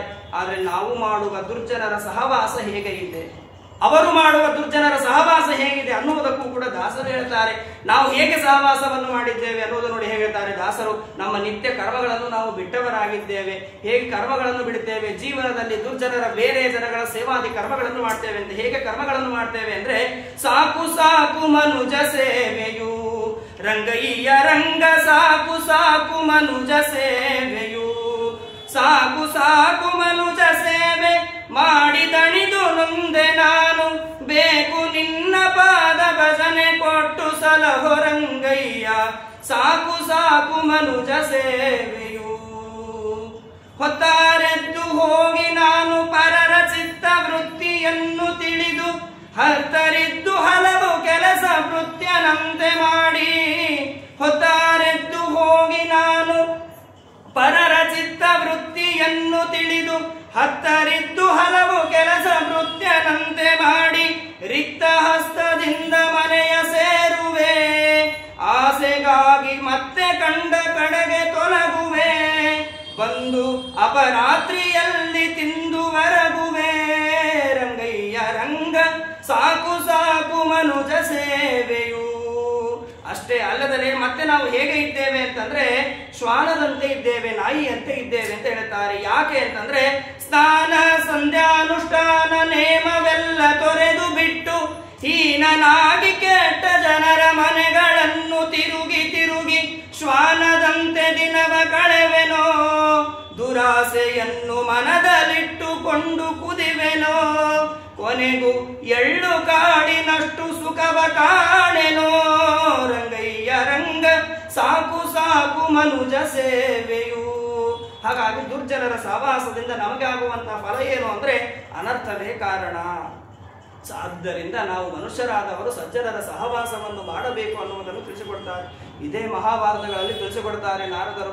ಸಜ್ಜನರಿಂದ ಆಗುವಂತಹ ನಮಗೆ ಲಾಭ ಏನು ಇದೆ ಅನ್ನುವುದನ್ನು ತೋರಿಸುವುದಕ್ಕೋಸ್ಕರವಾಗಿ ರುದ್ರದೇವರ ಹತ್ತಿರ ಬಂದು ಯಾವ ನಾರದರು ಕೇಳ್ತಾರೆ, ಎಲ್ಲರೂ ಕೂಡ ಸಜ್ಜನರ ಸಹವಾಸವನ್ನು ಮಾಡಿ ಅದರಿಂದ ಒಳ್ಳೆಯ ಫಲ ಇದೆ, ಮೋಕ್ಷಾದಿಗಳು ಇದೆ, ಉದ್ಧಾರವಾಗ್ತಾರೆ ಅಂತ ಹೇಳ್ತಾರೆ. ಆದರೆ ಅದನ್ನು ಪಡೆಯುವುದು ಹೇಗೆ, ಸಜ್ಜನರ ಸಹವಾಸವನ್ನು ಮಾಡಿದರೆ ಏನು ಫಲ ಇದೆ ಅನ್ನುವುದನ್ನು ತಿಳಿದುಕೊಳ್ಳುವುದಕ್ಕೋಸ್ಕರವಾಗಿ ಆ ಯಾವ ನಾರದರು ಬಂದು ರುದ್ರದೇವರಿಗೆ ಕೇಳ್ತಾರೆ. ಅದಕ್ಕೆ ರುದ್ರದೇವರು ಹೇಳ್ತಾ ಇದ್ದಾರಂತೆ, ನೋಡಿ ನಿಜವಾಗಿ ಅವರೇ ಹೇಳಿ ಉಪದೇಶ ಮಾಡಬಹುದಾಗಿತ್ತು, ಆದರೆ ಪ್ರತ್ಯಕ್ಷವಾಗಿ ಅನುಭವಕ್ಕೆ ಬಂದಾಗ ಅದು ಇನ್ನೂ ಹೆಚ್ಚು ಫಲವನ್ನು ಕೊಡುತ್ತದೆ. ಅದಕ್ಕೋಸ್ಕರವಾಗಿ ರುದ್ರದೇವರು ಆ ನಾರದರಿಗೆ ಹೇಳ್ತಾ ಇದ್ದಾರಂತೆ, ಇಲ್ಲಿ ಭೂಮಿಗೆ ಹೋಗು, ಭೂಮಿಯಲ್ಲಿ ಒಂದು ತಿಪ್ಪೆ ಇದೆ, ಆ ತಿಪ್ಪೆಯ ಮೇಲೆ ಒಂದು ಹುಳ ಕುಳಿತಿದೆ, ಆ ಹುಳದ ಹತ್ತಿರ ಹೋಗಿ ನೀನು ನನಗೆ ಏನು ಪ್ರಶ್ನೆಯನ್ನು ಕೇಳಿದ್ದೀಯಲ್ಲ ಆ ಪ್ರಶ್ನೆಯನ್ನು ಆ ಹುಳಕ್ಕೆ ಕೇಳು, ಆ ಹುಳ ನಿನಗೆ ಉತ್ತರವನ್ನು ಕೊಡುತ್ತದೆ ಅಂತ ಹೇಳಿದ್ರು. ಆಗ ನಾರದರು ಬರ್ತಾರೆ, ಆ ತಿಪ್ಪೆಯ ಮೇಲೆ ಹುಳ ಕುಳಿತಿದೆ, ಆ ಹುಳಕ್ಕೆ ಬಂದು ಕೇಳ್ತಾ ಇದ್ದಾರಂತೆ, ಸಜ್ಜನರ ಸಹವಾಸದಿಂದ ಆಗುವಂತಹ ಫಲ ಏನು ಇದೆ ಅಂತ ಕೇಳಿದಾಗ ಆ ಪ್ರಶ್ನೆಯನ್ನು ಕೇಳಿಯೇನೆ ಆ ಹುಳ ಸತ್ತು ಹೋಗಿ ಬಿಡುತ್ತದೆ. ನಾರದರಿಗೆ ಆಶ್ಚರ್ಯವಾಗಿ ಹೋಗಿ ಬಿಡುತ್ತದೆ. ಫಲವನ್ನು ತಿಳಿದುಕೊಳ್ಳುವುದಕ್ಕೆ ಅಂತ ಬಂದ್ರೆ ಹುಳನೇ ಸತ್ತು ಹೋಯಿತು ಅಂದ್ರೆ ಇದಕ್ಕೆ ಸಾವೇ ಫಲನ ಅಂತ ತಿಳ್ಕೋತಾರೆ. ಆದ್ರೆ ಮತ್ತೆ ಬರ್ತಾರೆ ರುದ್ರದೇವರ ಹತ್ತಿರ ಬಂದು ಕೇಳ್ತಾರೆ, ಅದು ಉತ್ತರ ಸಿಗಲಿಲ್ಲ ನನಗೆ, ಹಾಗಾಗಿ ನಾನು ಏನು ಮಾಡಬೇಕು, ನನಗೆ ಮತ್ತೆ ಉತ್ತರ ಬೇಕು ಅಂತ ಕೇಳಿದಾಗ ಮತ್ತೆ ಯಾವ ನಾರದರಿಗೆ ಹೇಳ್ತಾರಂತೆ. ಆಗ ಭೂಮಿಯಲ್ಲಿ ಮತ್ತೆ ತೋರಿಸ್ತಾರಂತೆ, ಅಲ್ಲಿ ಒಂದು ವೃಕ್ಷವನ್ನು ನೋಡು, ಆ ವೃಕ್ಷದಲ್ಲಿ ಒಂದು ಗೂಡು ಇದೆ, ಆ ಗೂಡಿನಲ್ಲಿ ಒಂದು ಪಕ್ಷಿ ತನ್ನ ಮರಿಗೆ ಜನ್ಮವನ್ನು ಕೊಡ್ತಾ ಇದೆ. ಪಕ್ಷಿಗೆ ಕೇಳಬೇಡ, ಆ ಮರಿಗೆ ಹೋಗಿ ಕೇಳು ಅಂತ ಹೇಳ್ತಾರೆ. ತಕ್ಷಣ ಮತ್ತೆ ನಾರದರು ಬರ್ತಾರೆ, ಬಂದು ಆ ಪಕ್ಷಿಗೆ ಕೇಳ್ತಾ ಇದ್ದಾರಂತೆ, ಸಜ್ಜನರ ಸಹವಾಸದಿಂದ ಆಗುವಂತಹ ಪುಣ್ಯ ಏನು ಇದೆ, ಫಲ ಏನಿದೆ ಅಂತ ಕೇಳಿದ ಕೂಡಲೇನೆ ಪಾಪ ಆ ಪಕ್ಷಿಯ ಮರಿಯೂ ಕೂಡ ಸತ್ತು ಹೋಗ್ತಾ ಇದೆ. ಇದಕ್ಕೆ ಆಶ್ಚರ್ಯವಾಗ್ತಾ ಇದೆ ನಾರದರಿಗೆ. ಮತ್ತೆ ಓಡಿ ಬರ್ತಾರೆ, ಬಂದು ರುದ್ರದೇವರಿಗೆ ಕೇಳ್ತಾರೆ. ಆ ಪ್ರಶ್ನೆಗೂ ಕೂಡ ಅಲ್ಲಿಯೂ ಕೂಡ ಉತ್ತರ ಸಿಗಲಿಲ್ಲ, ಅದು ಕೂಡ ಮರಣ ಹೊಂದಿದೆ. ಹಾಗಾಗಿ ನಾನು ಏನ್ ಮಾಡಲಿ, ಮತ್ತೆ ನನಗೆ ಉತ್ತರ ಸಿಗಲಿಲ್ಲ, ಉತ್ತರ ಬೇಕು ಅಂತ ಹೇಳಿದಾಗ ಮತ್ತೆ ನಾರದರು ಹೇಳ್ತಾರೆ, ಈಗ ತಾನೇ ಒಬ್ಬ ಬ್ರಾಹ್ಮಣನ ಮನೆಯಲ್ಲಿ ಹಸು ಕರುವಿಗೆ ಜನ್ಮವನ್ನು ಕೊಡ್ತಾ ಇದೆ, ಆ ಕರುವಿನ ಹತ್ತಿರ ಹೋಗಿ ಕೇಳು ಅಂತ ಹೇಳಿದಾಗ ನಾರದರು ಉತ್ತರ ಸಿಗುತ್ತದೆ ಅನ್ನುವಂತಹ ಕಾತುರದಿಂದ ಓಡಿ ಬರ್ತಾ ಇದ್ದಾರೆ. ಬಂದು ಆ ಕರುವಿಗೆ ಕೇಳ್ತಾ ಇದ್ದಾರಂತೆ, ಸಜ್ಜನರ ಸಹವಾಸದಿಂದ ಆಗುವಂತಹ ಪುಣ್ಯ ಏನು ಇದೆ, ಫಲ ಏನು ಇದೆ ಅಂತ ಕೇಳಿದಾಗ ಪಾಪ ಅದು ಕೂಡ ಆ ಪ್ರಶ್ನೆ ಕೇಳಿದ ಕೂಡಲೇನೆ ಮರಣ ಹೊಂದಿ ಬಿಡ್ತಾ ಇದೆ. ನಾರದರಿಗೆ ಆಶ್ಚರ್ಯವಾಗ್ತದೆ. ಮತ್ತೆ ಓಡಿ ಬರ್ತಾರೆ. ನಾರದರು ಬಂದು ಆ ಯಾವ ರುದ್ರದೇವರಿಗೆ ಕೇಳಿದ್ದಾರೆ, ಸಜ್ಜನರ ಸಹವಾಸದಿಂದ ಉತ್ತರ ಸಿಗುತ್ತಾ ಇಲ್ಲ, ಹಾಗಾಗಿ ಕೊನೆಗೆ ನೀನೇ ಹೇಳಬೇಕು ಅಂತ ಹೇಳಿದಾಗ ರುದ್ರದೇವರು ಹೇಳ್ತಾರಂತೆ, ಇದು ಕೊನೆಯ ಬಾರಿ ಪ್ರಯತ್ನವನ್ನು ಮಾಡು. ಏನು ಅಂತಂದ್ರೆ, ಈಗ ತಾನೇ ಕೆಳಗೆ ಭೂಮಿಯಲ್ಲಿ ಒಂದು ರಾಜ್ಯ ಇದೆ, ಆ ರಾಜ್ಯದಲ್ಲಿ ರಾಜನಿಗೆ ಮದುವೆಯಾಗಿ ಬಹಳ ವರ್ಷವಾಗಿದೆ. ಎಷ್ಟು ವರ್ಷವಾದರೂ ಕೂಡ ಪಾಪ ಅವನಿಗೆ ಮಕ್ಕಳೇ ಆಗಿಲ್ಲ. ಈಗ ತಾನೇ ತನ್ನ ಹೆಂಡತಿ ಗರ್ಭವತಿಯಾಗಿದ್ದಾಳೆ, ಸ್ವಲ್ಪ ಕಾಲದಲ್ಲಿಯೇ ಆ ಮಗುವಿಗೆ ಜನ್ಮವನ್ನು ಕೊಡುವಳಿದ್ದಾಳೆ, ಹಾಗಾಗಿ ಆ ಮಗುವಿಗೆ ಹೋಗಿ ಕೇಳು ಅಂತ ಹೇಳಿದಾಗ ನಾರದರು ಹೇಳ್ತಾರೆ, ಈ ಪ್ರಶ್ನೆಗೆ ಉತ್ತರವೇ ಬೇಡ. ಯಾಕೆ ಅಂದ್ರೆ ಇವು ಪ್ರಾಣಿಗಳು ಸತ್ತರೆ ಯಾರೂ ಕೇಳೋದಿಲ್ಲ. ಪಾಪ ಎಷ್ಟೋ ವರ್ಷದಿಂದ ಮಕ್ಕಳೇ ಆಗಿಲ್ಲ ಅಂತ ಹೇಳಿ ಅವನು ಕಾಯ್ತಾ ಇದ್ದಾನೆ, ನಾನು ಹೋಗಿ ಕೇಳಿದ್ರೆ ಮಗು ಸತ್ತು ಹೋದ್ರೆ ನನ್ನ ಗತಿ ಏನು, ಹಾಗಾಗಿ ಬೇಡೇ ಬೇಡ ಅಂತ ಹೇಳ್ತಾನೆ. ಅದಕ್ಕೆ ರುದ್ರದೇವರು ಹೇಳ್ತಾರೆ, ಇಲ್ಲ ಕೊನೆಯದಾಗಿ ಹೋಗಿ ಕೇಳು ಅಂತ ಹೇಳ್ತಾನೆ. ನಾರದರು ಬರ್ತಾರೆ, ಬಂದು ಆ ರಾಜನ ಮಗುವಿನ ಹತ್ರ ಗಾಬರಿಯಿಂದ ಹೆದರಿಕೆಯಿಂದ ಕೇಳ್ತಾ ಇದ್ದಾರೆ, ಸಜ್ಜನರ ಸಹವಾಸದಿಂದ ಆಗುವಂತಹ ಫಲ ಏನು ಅಂತ ಕೇಳಿದಾಗ ನೋಡಿ ಭಗವಂತನ ಇಚ್ಛೆ ಹೇಗೆ ಇದೆ ನೋಡಿ, ಅದ್ಭುತವಾದಂತಹ ಶಕ್ತಿ. ಆ ಮಗು ಮಾತನಾಡ್ತಾ ಇದೆ, ಮಗು ಹೇಳ್ತಾ ಇದೆ ಅಂತೆ, ಸಜ್ಜನರ ಸಹವಾಸದಿಂದ ಅಂತ ಕೇಳಬೇಡಿ, ಸಜ್ಜನರ ದರ್ಶನದಿಂದಲೇ ದೊಡ್ಡದಾದ ಪುಣ್ಯ ಇದೆ. ಯಾಕೆ ಅಂದ್ರೆ ಅದಕ್ಕೆ ನಾನೇ ಸಾಕ್ಷಿಯಾಗಿ ಇದ್ದೇನೆ. ನಾನು ಎಲ್ಲಿಯೋ ತಿಪ್ಪೆಯಲ್ಲಿ ಹುಳವಾಗಿ ಇದ್ದೆ, ನಿಮ್ಮಂತಹ ಸಜ್ಜನರ ಸಹವಾಸವಲ್ಲ, ನಿಮ್ಮ ದರ್ಶನವಾದದ್ದಕ್ಕೋಸ್ಕರವಾಗಿಯೇ ಪಕ್ಷಿಯ ಜನ್ಮವನ್ನು ಪಡೆದಿದ್ದೆ. ಆ ಕಾಲದಲ್ಲಿಯೂ ಕೂಡ ನಿಮ್ಮಂತಹ ಸಜ್ಜನರ ದರ್ಶನವಾಗಿದೆ. ಆ ದರ್ಶನದ ಪುಣ್ಯದಿಂದಲೇನೆ ನಾನು ಶ್ರೇಷ್ಠವಾಗಿರ್ತಕ್ಕಂತಹ ಭಗವಂತನಿಗೆ ಪ್ರೀತ್ಯಾಸ್ಪದವಾಗಿರ್ತಕ್ಕಂತಹ ಗೋವಿನ ಜನ್ಮವನ್ನು ಪಡೆದಿದ್ದೆ. ಆ ಗೋವಿನ ಜನ್ಮದಲ್ಲಿಯೂ ಕೂಡ ನೀವು ಅನಾಯಾಸವಾಗಿ ಬಂದು ನನಗೆ ದರ್ಶನವನ್ನು ಕೊಟ್ಟಿರಿ. ಆ ದರ್ಶನದ ಭಾಗ್ಯದಿಂದಲೇನೆ ಇಷ್ಟು ದೊಡ್ಡದಾದಂತಹ ರಾಜ್ಯ ಲಕ್ಷ್ಮಿಯನ್ನು ಸಂಪತ್ತನ್ನು ಭೋಗ ಮಾಡುವುದಕ್ಕೋಸ್ಕರವಾಗಿ ಈ ರಾಜನ ಮಗನಾಗಿ ನಾನು ಜನ್ಮವನ್ನು ಪಡೆದಿದ್ದೇನೆ ಅಂತ ಹೇಳ್ತೇವೆ ನೋಡಿ. ಸಜ್ಜನರ ಸಹವಾಸವಲ್ಲ, ಸಜ್ಜನರ ದರ್ಶನದಿಂದಲೇನೆ ಇಷ್ಟು ಪುಣ್ಯ ಇದೆ ಅಂತದರಲ್ಲಿ ಭಗವಂತನು ಹೇಳ್ತಾನೆ. ಇದು ಕೇವಲ ಭಗವಂತನ ನಟನೆ ಮಾತ್ರ, ಅದು ಕೂಡ ಭಗವಂತನ ಪ್ರೀತಿಯಾಗಿ ಕರ್ಮಗಳು. ಹಾಗಾಗಿ ಭಗವಂತ ಹೇಳ್ತಾನೆ, ದೈತ್ಯರ ಜೊತೆಗೆ ಸಂಧಾನವನ್ನು ಮಾಡಿಕೊಂಡು ಆ ದೈತ್ಯರ ಜೊತೆಗೆ ನೀವು ಸಮುದ್ರ ಮಥನಾದಿ ಕರ್ಮಗಳನ್ನು ಮಾಡಿ ಅಲ್ಲಿ ಅಮೃತ ಬರುವಂತಹದ್ದನ್ನು ಪಾನ ಮಾಡಿ ಅಂತ ಹೇಳ್ತಾರೆ ನೋಡಿ. ಅಮೃತ ಅಂದ್ರೆ ಏನು? ಅಮೃತವನ್ನು ಪಾನ ಮಾಡುವುದರಿಂದ ಏನು ಫಲ ಇದೆ ಇದು ನಮಗೆ ಗೊತ್ತೇ ಇಲ್ಲ. ಏನೋ ಸಿಹಿಯಾದ ಪದಾರ್ಥಗಳನ್ನು ತಿಂದರೆ ನಾವು ಹೇಳಿಬಿಡ್ತೇವೆ, ಏನು ಅಮೃತ ಇದ್ದ ಹಾಗೆ ಇದೆಯಲ್ಲ ಅಂತ ಹೇಳ್ತೇವೆ. ಆದ್ರೆ ಅದನ್ನು ತಿಂದರೆ ನಾವು ಸತ್ತೇ ಹೋಗಿರ್ತೇವೆ. ಆದ್ರೆ ಭಗವಂತ ಹೇಳ್ತಾನೆ, ಅಮೃತವನ್ನು ಕುಡಿದರೆ ಏನು ಇದೆ ಅಂತಂದ್ರೆ, ಅಮೃತೋತ್ಪಾದನೆ ಯತ್ನ ಕ್ರಿಯತಾಂ ಅವಿಲಂಬಿತಂ ಯಸ್ಯ ಪೀತಸ್ಯ ವೈ ಜಂತು ಮೃತ್ಯುರ್ಗ್ರಸ್ತೋ ಅಮರೋ ಭವೇತ್. ಯಾರು ಅಮೃತಪಾನವನ್ನು ಮಾಡ್ತಾರೋ ಅವರಿಗೆ ಎಂದಿಗೂ ಕೂಡ ಮರಣಾದಿಗಳೇ ಇಲ್ಲ. ಹಾಗಾಗಿ ಅಂತಹ ಅಮೃತವನ್ನು ನೀವು ಪಡೆಯುವುದಕ್ಕೋಸ್ಕರವಾಗಿ ದೈತ್ಯರ ಜೊತೆಗೆ ಸಂಧಾನವನ್ನು ಮಾಡಿಕೊಂಡವರಾಗಿ ಅಮೃತ ಮಥನವನ್ನು ಮಾಡುವುದಕ್ಕೆ ಸಿದ್ಧರಾಗಿ, ಅದರ ಜೊತೆಗೆ ನೀವು ಅಮೃತ ಮಥನವನ್ನು ಮಾಡುವುದಕ್ಕಿಂತಲೂ ಪೂರ್ವದಲ್ಲಿ ಸಮುದ್ರದಲ್ಲಿ ಅಮೃತ ಮಥನವನ್ನು ಮಾಡಬೇಕು. ಆದರೆ ಸಮುದ್ರದ ಒಳಗೆ ನೀವು ಕೆಲವು ಪದಾರ್ಥಗಳನ್ನು ಹಾಕಬೇಕು. ಯಾವುದು ಪದಾರ್ಥಗಳು ಅಂತಂದ್ರೆ, ಕ್ಷಿತ್ವಾ ಕ್ಷೀರೋ ದದೌ ಸರ್ವಾಹ ವೀರುತೃಣಲತೌಷಧೀ ಮಂತಾನಂ ಮಂದರಂ ಕೃತ್ವಾ ನೇತ್ರಂ ಕೃತ್ವಾ ತು ವಾಸುಕೀ. ಆ ಕ್ಷೀರ ಸಮುದ್ರದ ಮಧ್ಯದ ಒಳಗೆ ಗಿಡ ಬಳ್ಳೆಗಳು, ಸಸ್ಯಗಳು, ಔಷಧಿಗಳಿಂದ ಕೂಡಿರ್ತಕ್ಕಂತಹ ಬಳ್ಳಿಗಳನ್ನು ಅದರ ಒಳಗೆ ಹಾಕಬೇಕು. ಅದರ ಜೊತೆಗೆ ಬಂಗಾರದಿಂದ ಕೂಡಿರ್ತಕ್ಕಂತಹ ಯಾವ ಮಂದರ ಪರ್ವತ ಇದೆ ಅದನ್ನೇ ಕಡಗೋಲನ್ನಾಗಿ ಮಾಡಿಕೊಂಡು ಸರ್ಪಗಳಿಗೆ ಒಡೆಯನಾಗಿರ್ತಕ್ಕಂತಹ ವಾಸುಕಿಯನ್ನು ಹಗ್ಗವನ್ನಾಗಿ ಮಾಡಿಕೊಂಡು ನೀವು ಆ ಯಾವ ಸಮುದ್ರ ಮಥನವನ್ನು ಮಾಡಬೇಕು ನೋಡಿ. ಅದರ ಜೊತೆಗೆ ಇನ್ನೊಂದು ಮಾತನ್ನು ಹೇಳ್ತಾನೆ, ಎಷ್ಟು ಮುಖ್ಯವಾಗಿದೆ ಅಂತಂದ್ರೆ, ಸಹಾಯೇನ ಮಯಾ ದೇವಾಹ ನಿರ್ಮದ್ವದ ಮತಂದ್ರಿತಾಹ ಕ್ಲೇಶ ಬಾಜೋ ಭವಿಷ್ಯಂತಿ ದೈತ್ಯ ಯೂಯಂ ಫಲಗ್ರಹಾಹ. ನೀವು ದೈತ್ಯರ ಜೊತೆಗೆ ಸಂಧಾನ ಮಾಡಿದ್ದೀರಿ, ಆದರೆ ಸಂಧಾನ ಮಾಡಿದ ಮಾತ್ರಕ್ಕೆ ಅವರಿಗೇನು ಅಮೃತ ಸಿಗುವುದಿಲ್ಲ. ಅವರಿಗೆ ಏನು ಸಿಗುತ್ತದೆ, ನಿಮಗೆ ಏನು ಸಿಗುತ್ತದೆ ಅಂತಂದ್ರೆ ನಿಮಗೆ ಈ ಯಾವ ಅಮೃತವೇ ಫಲವಾಗಿ ಸಿಗುತ್ತದೆ, ಅವರಿಗೆ ದುಃಖಗಳೇ ಫಲವಾಗಿ ಸಿಗುತ್ತಾ ಇದೆ. ಆದರೆ ನೀವು ಏನು ಮಾಡಬೇಕು ಅಂದ್ರೆ ಆಲಸ್ಯವನ್ನು ಬಿಟ್ಟವರಾಗಿ ಕರ್ಮವನ್ನು ಮಾಡಿ ಅಂತ ಭಗವಂತ ಹೇಳ್ತಾನೆ. ಯಾಕೆ ಅಂದ್ರೆ ನಮ್ಮಲ್ಲಿಯೂ ಕೂಡ ಆಲಸ್ಯ ಇದೆ. ಷಡ್ದೋಷ ಪುರುಷೇಣೇಹ ಹಾತವ್ಯ ಭೂತಿ ಮಿಚ್ಚದ ಅಂತ ಹೇಳ್ತಾರೆ. ಆಲಸ್ಯಾದಿಗಳಾಗಲಿ ನಿದ್ರೆಗಳಾಗಲಿ ಎಂದಿಗೂ ಕೂಡ ಮಾಡಬಾರದು. ಯಾಕೆಂದ್ರೆ ನಮ್ಮ ಸ್ವಭಾವ ಹೇಗೆ ಇದೆ ಅಂತಂದ್ರೆ ನಾಳೆ ಮಾಡುವಂತ ಕೆಲಸವನ್ನು ನಾಡಿದ್ದು ಮಾಡೋಣ, ಇವತ್ತೇ ಮಾಡುವಂತ ಕೆಲಸ ನಾಳೆ ಮಾಡೋಣ, ಏನು ಅವಸರ ಇದೆ, ಯಾಕೆ ಅಂತಂದ್ರೆ ನಾಳೆ ತನ ಬೇಕಾದಷ್ಟು ಕೆಲಸ ಇದೆ ಅಂತ ಹೇಳಿ ನಾವು ಕರ್ಮವನ್ನು ಮಾಡದಲೇನೆ ಮುಂದೆ ಹಾಕಿ ಬಿಡುತ್ತೇವೆ. ನೋಡಿ, ಮಹಾಭಾರತ ತಾತ್ಪರ್ಯ ನಿರ್ಣಯದಲ್ಲಿಯೂ ಕೂಡ ಈ ಯಾವ ಭೀಮಸೇನ ದೇವರ ಪಾತ್ರವನ್ನು ಹೇಳುವಾಗ ಹೇಳ್ತಾರೆ, ಆ ಧರ್ಮರಾಜನಿಗೆ ಒಬ್ಬ ಬ್ರಾಹ್ಮಣ ಬಂದು ಕೇಳ್ತಾನಂತೆ. ಬ್ರಾಹ್ಮಣ ಬಂದು ನಾನು ಮನೆಯಲ್ಲಿ ಶುಭ ಕರ್ಮಗಳನ್ನು ಮಾಡ್ತೇನೆ, ಶುಭ ಕರ್ಮಗಳನ್ನು ಮಾಡುವುದಕ್ಕೋಸ್ಕರವಾಗಿ ನನಗೆ ಸಂಪತ್ತು ಬೇಕು ಅಂತ ಕೇಳಿದಾಗ ಅದಕ್ಕೆ ಧರ್ಮರಾಜ ಹೇಳ್ತಾನಂತೆ, ಇವತ್ತು ಕೋಶಾಗಾರ ಬಾಗಿಲು ಹಾಕಿದೆ, ರಾತ್ರಿಯ ಕಾಲವಾಗಿದೆ, ತೆಗೆಯುವುದಿಲ್ಲ, ನಾಳೆಯ ದಿವಸಕ್ಕೆ ಬಾ ಅಂತ ಹೇಳ್ತಾನೆ. ಅದನ್ನು ಕೇಳಿದಾಗ ಭೀಮಸೇನ ದೇವರು ನಗಾರಿಯನ್ನು ಬಾರಿಸುವುದಕ್ಕೆ ರಾತ್ರಿಯ ಕಾಲದಲ್ಲಿ ಪ್ರಾರಂಭ ಮಾಡ್ತಾರೆ. ರಾಜನಿಗೆ ಆಶ್ಚರ್ಯವಾಗಿ ಓಡಿ ಬರ್ತಾನೆ. ಯಾಕೆ ಅಂತ ಕೇಳ್ತಾನೆ.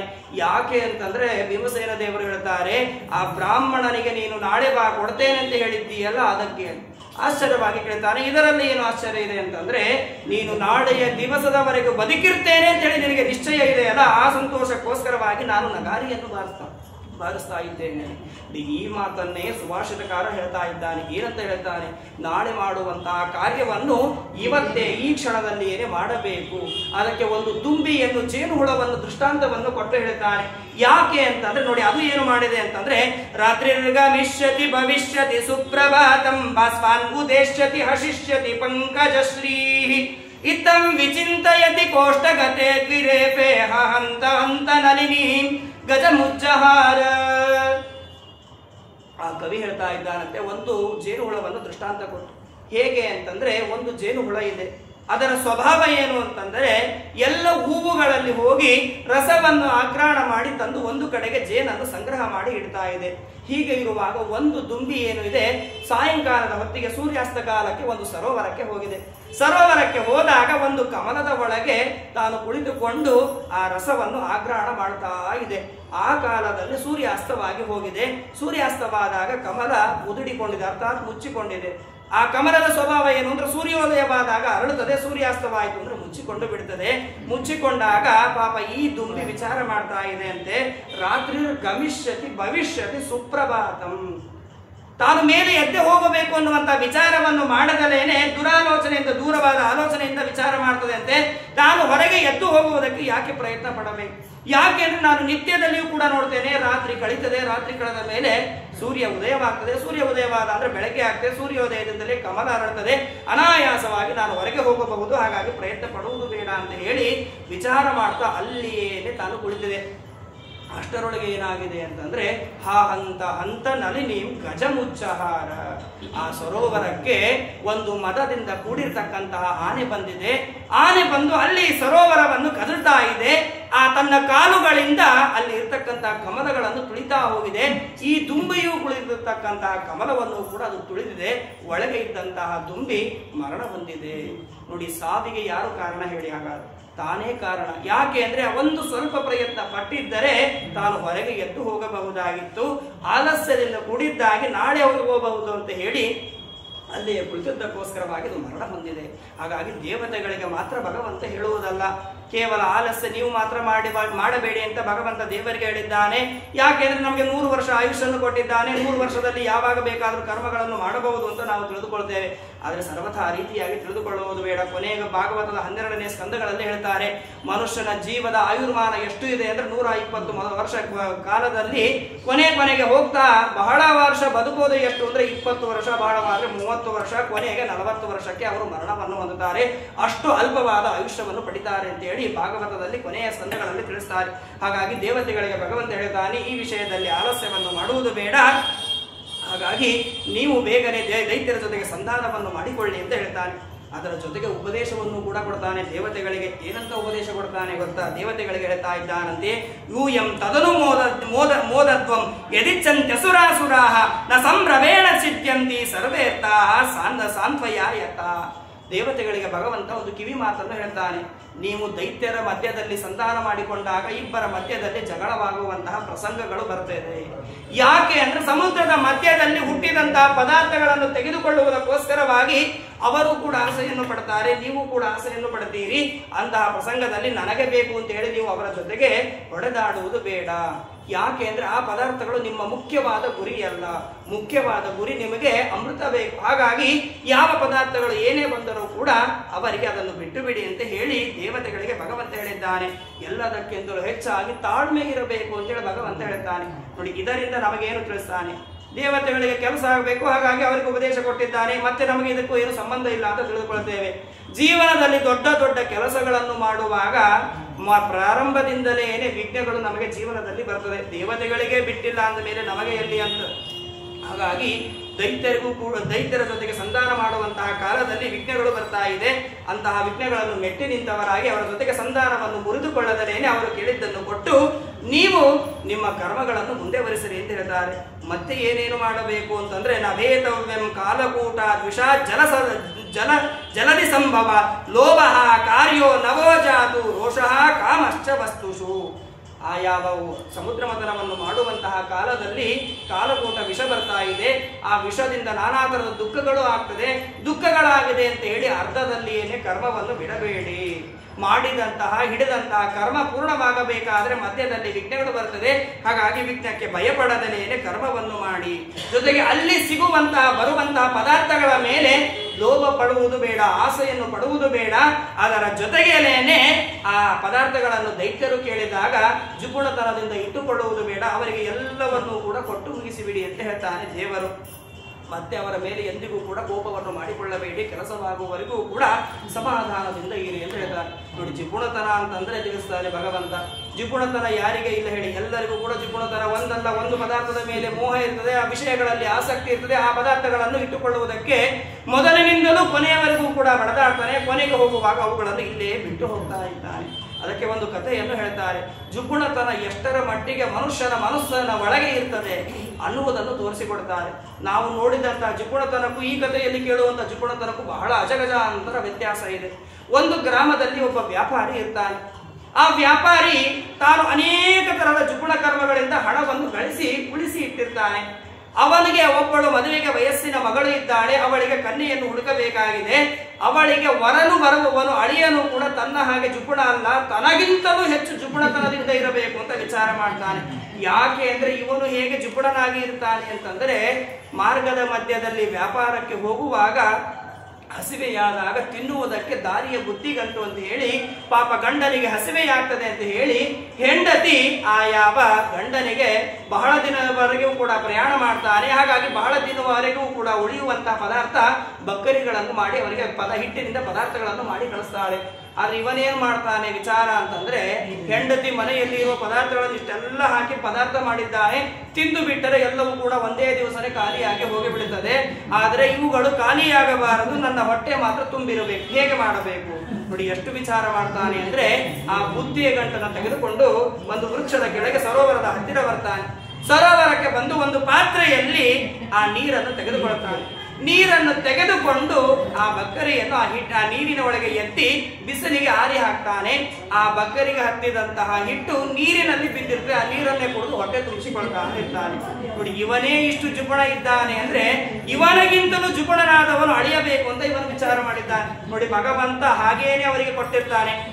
ಅಳಿಯನನ್ನು ಹುಡುಕುವಂತಹ ಪ್ರಸಂಗ ಬಂದಿದೆ. ಪ್ರಸಂಗ ಬಂದಾಗ ಆ ಅಳಿಯನನ್ನು ಹುಡುಕ್ತಾ ಹೋಗುವಾಗ ಒಂದು ಕಡೆ ವ್ಯಾಪಾರಕ್ಕೆ ಹೋದಾಗ ವ್ಯಾಪಾರದ ಮಾಡುವಂತಹ ಕಾಲದಲ್ಲಿ ಒಬ್ಬ ವ್ಯಕ್ತಿಯನ್ನು ನೋಡ್ತಾನೆ. ಅವನು ಕೂಡ ದಾರಿಯಲ್ಲಿ ಬುದ್ಧಿಗಂಟನ್ನು ತಂದಿರ್ತಾನೆ. ಅವನಿಗೆ ಆಶ್ಚರ್ಯ, ಕುತೂಹಲ, ಇವನು ನನಗಿಂತಲೂ ಜುಗುಣನಾಗಿ ಹೇಗೆ ಇರುವುದಕ್ಕೆ ಸಾಧ್ಯ? ಇದ್ದದ್ದೇ ಕರೆಯಾದ್ರೆ ನನ್ನ ಮಗಳನ್ನು ಅವಳಿಗೆ ಕೊಡಬೇಕು ಅಂತ ಹೇಳಿ ವಿಚಾರ ಮಾಡ್ತಾ ಅವನನ್ನೇ ತಾನು ನೋಡ್ತಾ ಹಾಗೆ ಕುಳಿತಿದ್ದಾನೆ. ಏನೇನು ಮಾಡ್ತಾನೆ ಅಂತ ಹೇಳಿ ನೋಡ್ತಾ ಇರುವಾಗ ಮೊದಲಿಗೆ ನೋಡ್ತಾನೆ, ಬುದ್ಧಿಯ ಗಂಟನ್ನು ಬಿಚ್ತಾನೆ. ನಂತರದಲ್ಲಿ ಒಳಗೆ ಇರ್ತಕ್ಕಂಥ ಪದಾರ್ಥಗಳನ್ನು ಹೊರಗೆ ತೆಗಿತಾನೆ. ಮತ್ತೆ ಅವನು ಕೂಡ ಇವನ ಹಾಗೆಯೇನೆ ಒಂದು ಬುಟ್ಟೆಯಲ್ಲಿ ನೀರನ್ನು ತೆಗೆದುಕೊಂಡು ಬಂದು ಇಡ್ತಾನೆ. ಇವನಿಗೆ ಗೊತ್ತಾಗಿ ಬಿಡ್ತದೆ, ಓ ಇವನು ಕೂಡ ನನ್ನ ಹಾಗೆ ಮಾಡ್ತಾನೆ, ಹಾಗಾಗಿ ನನಗಿಂತ ಇವನೇನು ಜುಗುಣ ಇರೋದಿಲ್ಲ ಅಂತೇಳಿ ಸುಮ್ಮನೆ ಬಿಡ್ತಾನೆ. ಆದರೂ ಕೂಡ ಕುತೂಹಲ ಇರ್ತದೆ, ಕೊನೆಯವರೆಗೂ ನೋಡೋಣ ಅಂತ ನೋಡ್ತಾನೆ. ನೋಡಿ, ಇವನು ಪಾಪ ನೀರಿನ ಒಳಗೆ ಎದ್ದು ಹಿಟ್ಟನ್ನು ಕುಡಿತಾನೆ. ಆದ್ರೆ ಅವನೇನು ಮಾಡ್ತಾನೆ ಅಂದ್ರೆ ನೀರಿನ ಒಳಗೆ ಎದ್ದದಲೇನೆ ಈ ಕರಿ ನೆರಳು ಅದರ ಒಳಗೆ ಬಿದ್ದರೆ ಸಾಕು ಅಂತೇಳಿ ನೆರಳನ್ನು ತೋರಿಸಿ ತೆಗೆದು ಇಟ್ಟು ಆ ನೀರನ್ನೇ ಕುಡಿದು ಬಿಡ್ತಾ ಇದ್ದಾನೆ. ಹಾಗಾಗಿ ಇವನಿಗೆ ಬಹಳ ಖುಷಿ ಆಗ್ತದೆ, ನನಗಿಂತ ಇವನು ಜುಪಣನಿದ್ದಾನೆ, ಹಾಗಾಗಿ ಇವನಿಗೆ ನನ್ನ ಮಗಳನ್ನು ಕೊಡಬೇಕು ಅಂತ ಹೇಳಿ ಕೊಡುವುದಕ್ಕೆ ಸಿದ್ಧ ಮಾಡ್ತಾನೆ. ಹಾಗಾಗಿ ಜುಪುಣತನವನ್ನು ಮಾಡದಲೇನೆ, ಪದಾರ್ಥಗಳ ಮೇಲೆ ಆಸೆ ಪಡದಲೇನೆ ಆ ಯಾವ ಸಂಪತ್ತುಗಳನ್ನು ಅವರಿಗೆ ಕೊಟ್ಟು ನಿಮ್ಮ ಮುಖ್ಯವಾದಂತಹ ಉದ್ದೇಶವನ್ನು ಸಾಧನೆ ಮಾಡಿಕೊಳ್ಳಿ ಅಂತ ಹೇಳಿ ಭಗವಂತ ಉಪದೇಶವನ್ನು ಮಾಡಿದ್ದಾನೆ. ಇತಿ ದೇವಾನ್ ಸಮಾದಿಶ್ಯ ಭಗವಾನ್ ಪುರುಷೋತ್ತಮ ತೇಷಾಂ ಅಂತರ್ದದೆ ರಾಜನ್ ಸ್ವಚ್ಛಂದ ಗತಿರೀಶ್ವರ. ಹಾಗಾಗಿ ನಾನು ಹೇಳಿದ ರೀತಿಯಾಗಿ ಏನೇನು ಉಪದೇಶವನ್ನು ಮಾಡಿದ್ದೇನೋ ಆ ರೀತಿಯಾಗಿ ಕರ್ಮವನ್ನು ನೀವು ಮಾಡಿ ಆ ಕರ್ಮದಿಂದ ನೀವು ಅಂದುಕೊಂಡಂತಹ ಕಾರ್ಯ ಪೂರ್ಣವಾಗ್ತದೆ ಅಂತ ಹೇಳಿ ಭಗವಂತ ಅನುಗ್ರಹವನ್ನು ಮಾಡಿ ಅಲ್ಲಿಂದ ಅಂತರ್ಧಾನನಾಗಿ ಹೋಗಿದ್ದಾನೆ. ನಂತರದಲ್ಲಿ ಬ್ರಹ್ಮದೇವರು ಏನು ಮಾಡ್ತಾರೆ ಅಂದರೆ ಎಲ್ಲ ದೇವತೆಗಳನ್ನು ಕರೆದುಕೊಂಡು ಭಗವಂತ ಯಾವ ರೀತಿಯಾಗಿ ಹೇಳಿದ್ದಾನೋ ಆ ತರಹದ ಕರ್ಮಗಳನ್ನು ಮಾಡುವುದಕ್ಕೋಸ್ಕರವಾಗಿ ಎಲ್ಲ ದೇವತೆಗಳ ಸಮೂಹವನ್ನು ಕೂಡಿಸಿಕೊಂಡು ಹೊರಡ್ತಾ ಇದ್ದಾನೆ. ಎಲ್ಲಿಗೆ ಬಂದಿದ್ದಾನೆ ಅಂತಂದ್ರೆ ಅತ ತಸ್ಮೈ ಭಗವತೆ ನಮಸ್ಕೃತ್ಯ ಪಿತಾಮಹ ಭವಶ್ಚ ಜಗ್ಮತುಹು ಸ್ವಂ ಸ್ವಂ ಧಾಮಚೇಯುರ್ ಬಲಿಂ ಸುರಾಹ. ಎಲ್ಲ ದೈತ್ಯರಿಗೆ ರಾಜನಾಗಿರ್ತಕ್ಕಂಥ ಬಲಿಚಕ್ರವರ್ತಿಯ ಹತ್ತಿರ ಈ ಎಲ್ಲ ದೇವತೆಗಳು ಕೂಡ ಬರ್ತಾ ಇದ್ದಾರೆ. ಬರುವಾಗ ಹೇಗೆ ಬಂದಿದ್ದಾರೆ? ಯುದ್ಧಕ್ಕಾಗಿ ಬಂದಿಲ್ಲ, ಸಂಧಾನಕ್ಕೋಸ್ಕರವಾಗಿ ಬರ್ತಾರೆ. ನೋಡಿ, ಯಾರ ಹತ್ತಿರ ಯಾವ ಕಾಲಕ್ಕೆ ಹೇಗೆ ಹೋಗಬೇಕು ಅನ್ನುವುದನ್ನು ಕೂಡ ದೇವತೆಗಳು ತೋರಿಸಿಕೊಡ್ತಾ ಇದ್ದಾರೆ. ದೃಷ್ಟ್ವಾ ರೀನತ ಸಂಪನ್ನಾನ್ ಜಾತಕ್ಷ್ವೇಕ್ಲಾನ್ ಸ್ವನಾಯಕಾನ್ ನೇಷರತ್ ದೈತ್ಯರಾಡುಚ್ಚೈ ಸಂಧಿ ವಿಗ್ರಹ ಕಾಲವಿತ. ಹೋಗುವಾಗ ಬರಿಗೈಯಿಂದ ಅರ್ಥಾತ್ ಆಯುಧಗಳನ್ನು ಬಿಟ್ಟವರಾಗಿ ಸಂಧಾನವನ್ನು ಮಾಡುವುದಕ್ಕೋಸ್ಕರವಾಗಿ ಹೋಗ್ತಾ ಇದ್ದಾರೆ. ಅದಕ್ಕೋಸ್ಕರವಾಗಿ ಆಯುಧಗಳನ್ನು ಬಿಟ್ಟವರಾಗಿ ಬರಿಗೈಯಿಂದ ಬ್ರಹ್ಮದೇವರೇ ಮೊದಲಾದಂತಹ ದೇವತೆಗಳು ಬಲಿಚಕ್ರವರ್ತಿಯ ಹೋದಾಗ ಆ ಬಲಿಚಕ್ರವರ್ತಿಯ ಸಮೂಹ, ದೈತ್ಯರ ಸಮೂಹ ಏನು ಇದೆ ಆ ಸಮೂಹ ನೋಡಿ ಇವರು ಯುದ್ಧಕ್ಕಾಗಿ ಬಂದಿದ್ದಾರೆ, ಇವರು ನಮ್ಮ ಶತ್ರುಗಳು ಅಂತ ತಿಳಿದವರಾಗಿ ಅವರ ಜೊತೆಗೆ ಯುದ್ಧವನ್ನು ಮಾಡಬೇಕು ಅಂತೇಳಿ ಕೋಪಗೊಂಡವರಾಗಿ ಅವರ ಮೇಲೆ ಏರುವುದಕ್ಕೆ ಹೋಗಿದ್ದಾರೆ. ಆಗ ಬಲಿಚಕ್ರವರ್ತಿ ಜೋರಾಗಿ ಉಚ್ಚ ಸ್ವರದಿಂದ ಧ್ವನಿಯಿಂದ ಆ ದೈತ್ಯರಿಗೆ ಹೇಳ್ತಾ ಇದ್ದಾರೆ, ಅವರಿಗೇನು ಮಾಡಬೇಡಿ ಅಂತ ಹೇಳಿ ಆ ಎಲ್ಲ ದೈತ್ಯರನ್ನು ಕೂಡ ತಡೆದಿದ್ದಾರೆ. ನಂತರದಲ್ಲಿ ಎಲ್ಲ ದೇವತೆಗಳು ಕೂಡ ಬಲಿಚಕ್ರವರ್ತಿಯ ಹತ್ತಿರ ಬಂದಿದ್ದಾರೆ. ಬಲಿ ಹೇಗೆ ಇದ್ದ ಅಂತಂದ್ರೆ ಶ್ರೀಯ ಪರಮಯ ದುಷ್ಟಂ ಜಿತಾಶೇಷಮುಪಾಗಮನ್. ಇಂದ್ರಾದಿ ದೇವತೆಗಳನ್ನು ಸೋಲಿಸಿ ಅವರ ಹತ್ತಿರ ಇರತಕ್ಕಂಥ 3 ಲೋಕದ ಸಂಪತ್ತನ್ನು ಪಡೆದವರಾಗಿ, ಸಂಪತ್ತಿನಿಂದ ಸುಖದಿಂದ ಕೂಡಿದವರಾಗಿ, ಸಂಪತ್ತಿನ ಮದದಿಂದಲೇನೆ ಸಿಂಹಾಸನದ ಮೇಲೆ ಕುಳಿತುಕೊಂಡವರಾಗಿ ರಾಜ್ಯಭಾರವನ್ನು ಮಾಡ್ತಾ ಇದ್ದಾರೆ. ಅಂತಹ ರಾಜ್ಯಭಾರವನ್ನು ಮಾಡತಕ್ಕಂತಹ ಬಲಿಯ ಚಕ್ರವರ್ತಿಯ ಹತ್ತಿರ ದೇವತೆಗಳು ಬಂದಾಗ ಇಂದ್ರದೇವರು ಮೊದಲಿಗೆ ಆ ಯಾವ ಬಲಿಚಕ್ರವರ್ತಿಯ ಹತ್ತಿರ ಮಾತನಾಡ್ತಾ ಇದ್ದಾರಂತೆ.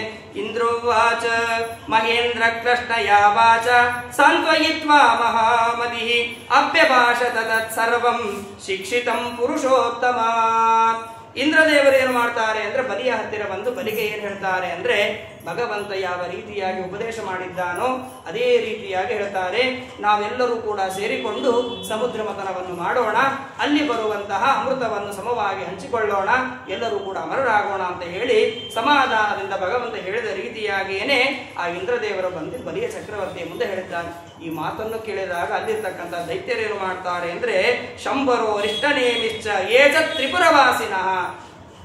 ಆ ಯಾವ ಬಲಿಚಕ್ರವರ್ತಿಯ ಆಸ್ಥಾನದಲ್ಲಿ ಇರ್ತಕ್ಕಂತಹ ಶಂಬರ, ಅರಿಷ್ಟನೇಮಿ, ತ್ರಿಪುರವಾಸಿಗಳಾಗಿರ್ತಕ್ಕಂತಹ ದೈತ್ಯರು, ಹಯಗ್ರೀವರೇ ಮೊದಲಾಗಿರ್ತಕ್ಕಂತಹ ದೈತ್ಯರು ಎಲ್ಲರೂ ಕೂಡ ಆ ಇಂದ್ರದೇವರು ಹೇಳಿದ ಮಾತಿಗೆ ಒಪ್ಪಿಗೆಯನ್ನು ಕೊಡ್ತಾರೆ.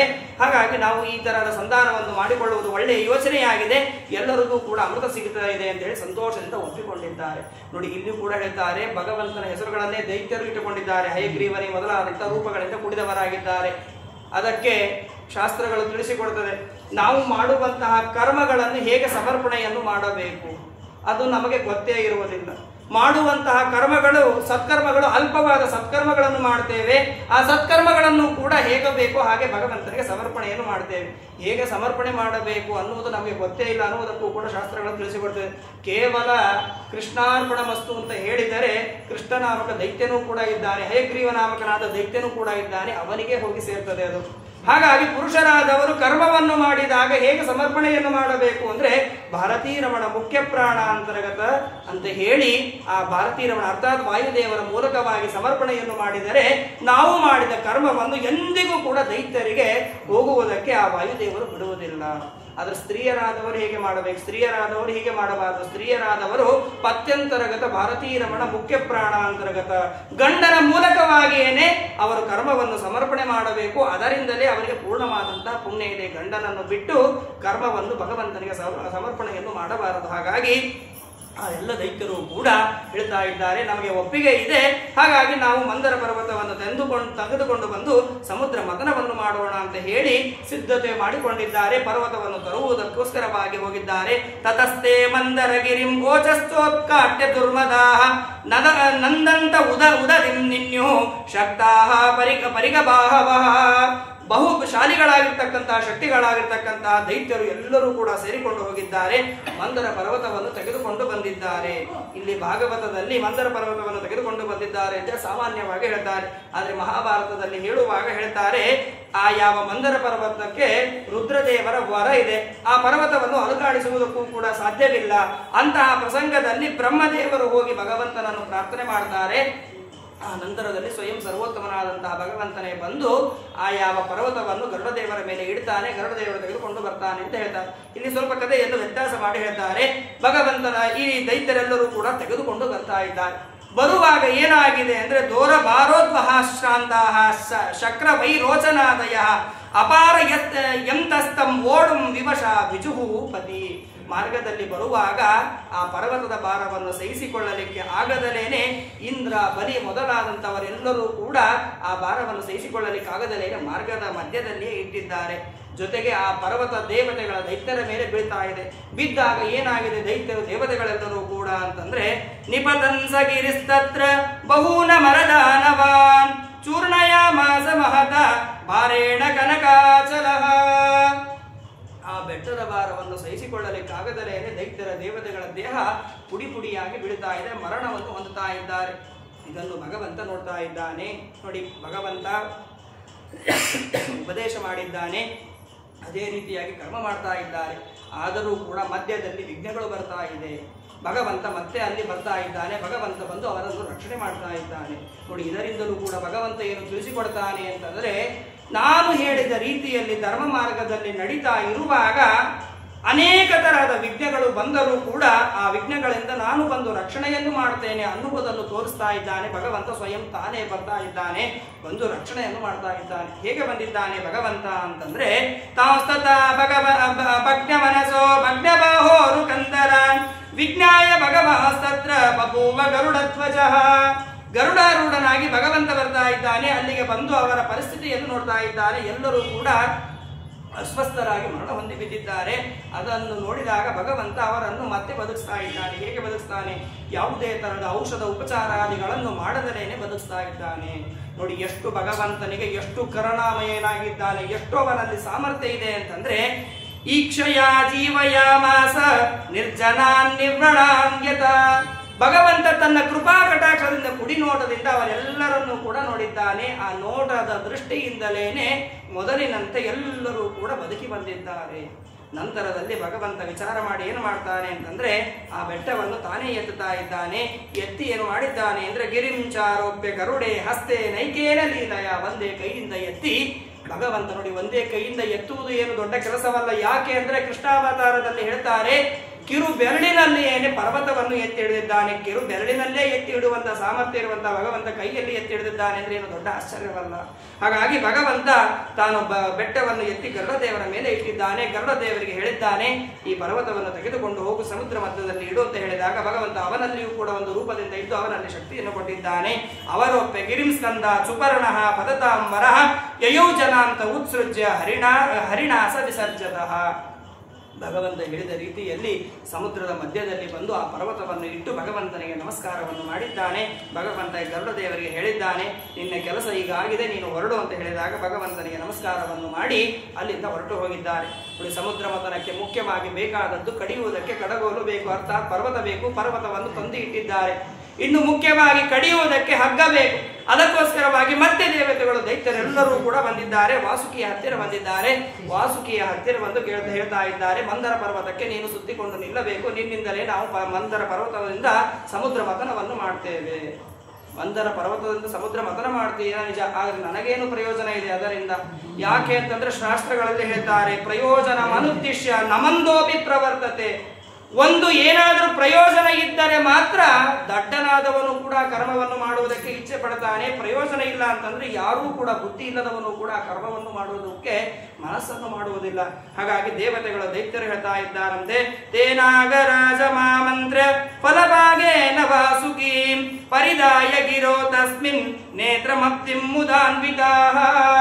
ಅಲ್ಲಿ ಏನು ಸಮುದ್ರ ಮಥನ ಮಾಡಿದಾಗ ಅಮೃತ ಬರ್ತದೆ ಅಲ್ಲ, ಆ ಅಮೃತದಲ್ಲಿ ನಿನಗೂ ಕೂಡ ಸ್ವಲ್ಪ ಪಾಲನ್ನು ಕೊಡ್ತೇನೆ, ಹಾಗಾಗಿ ಆ ಪಾಲನ್ನು ತೆಗೆದುಕೊಳ್ಳುವುದಕ್ಕೋಸ್ಕರವಾಗಿದ್ರು ಕೂಡ ನೀನು ಬಾ ಅಂತ ಹೇಳಿ ಅವರು ಕರೆದುಕೊಂಡು ಹೋಗಿದ್ದಾನೆ.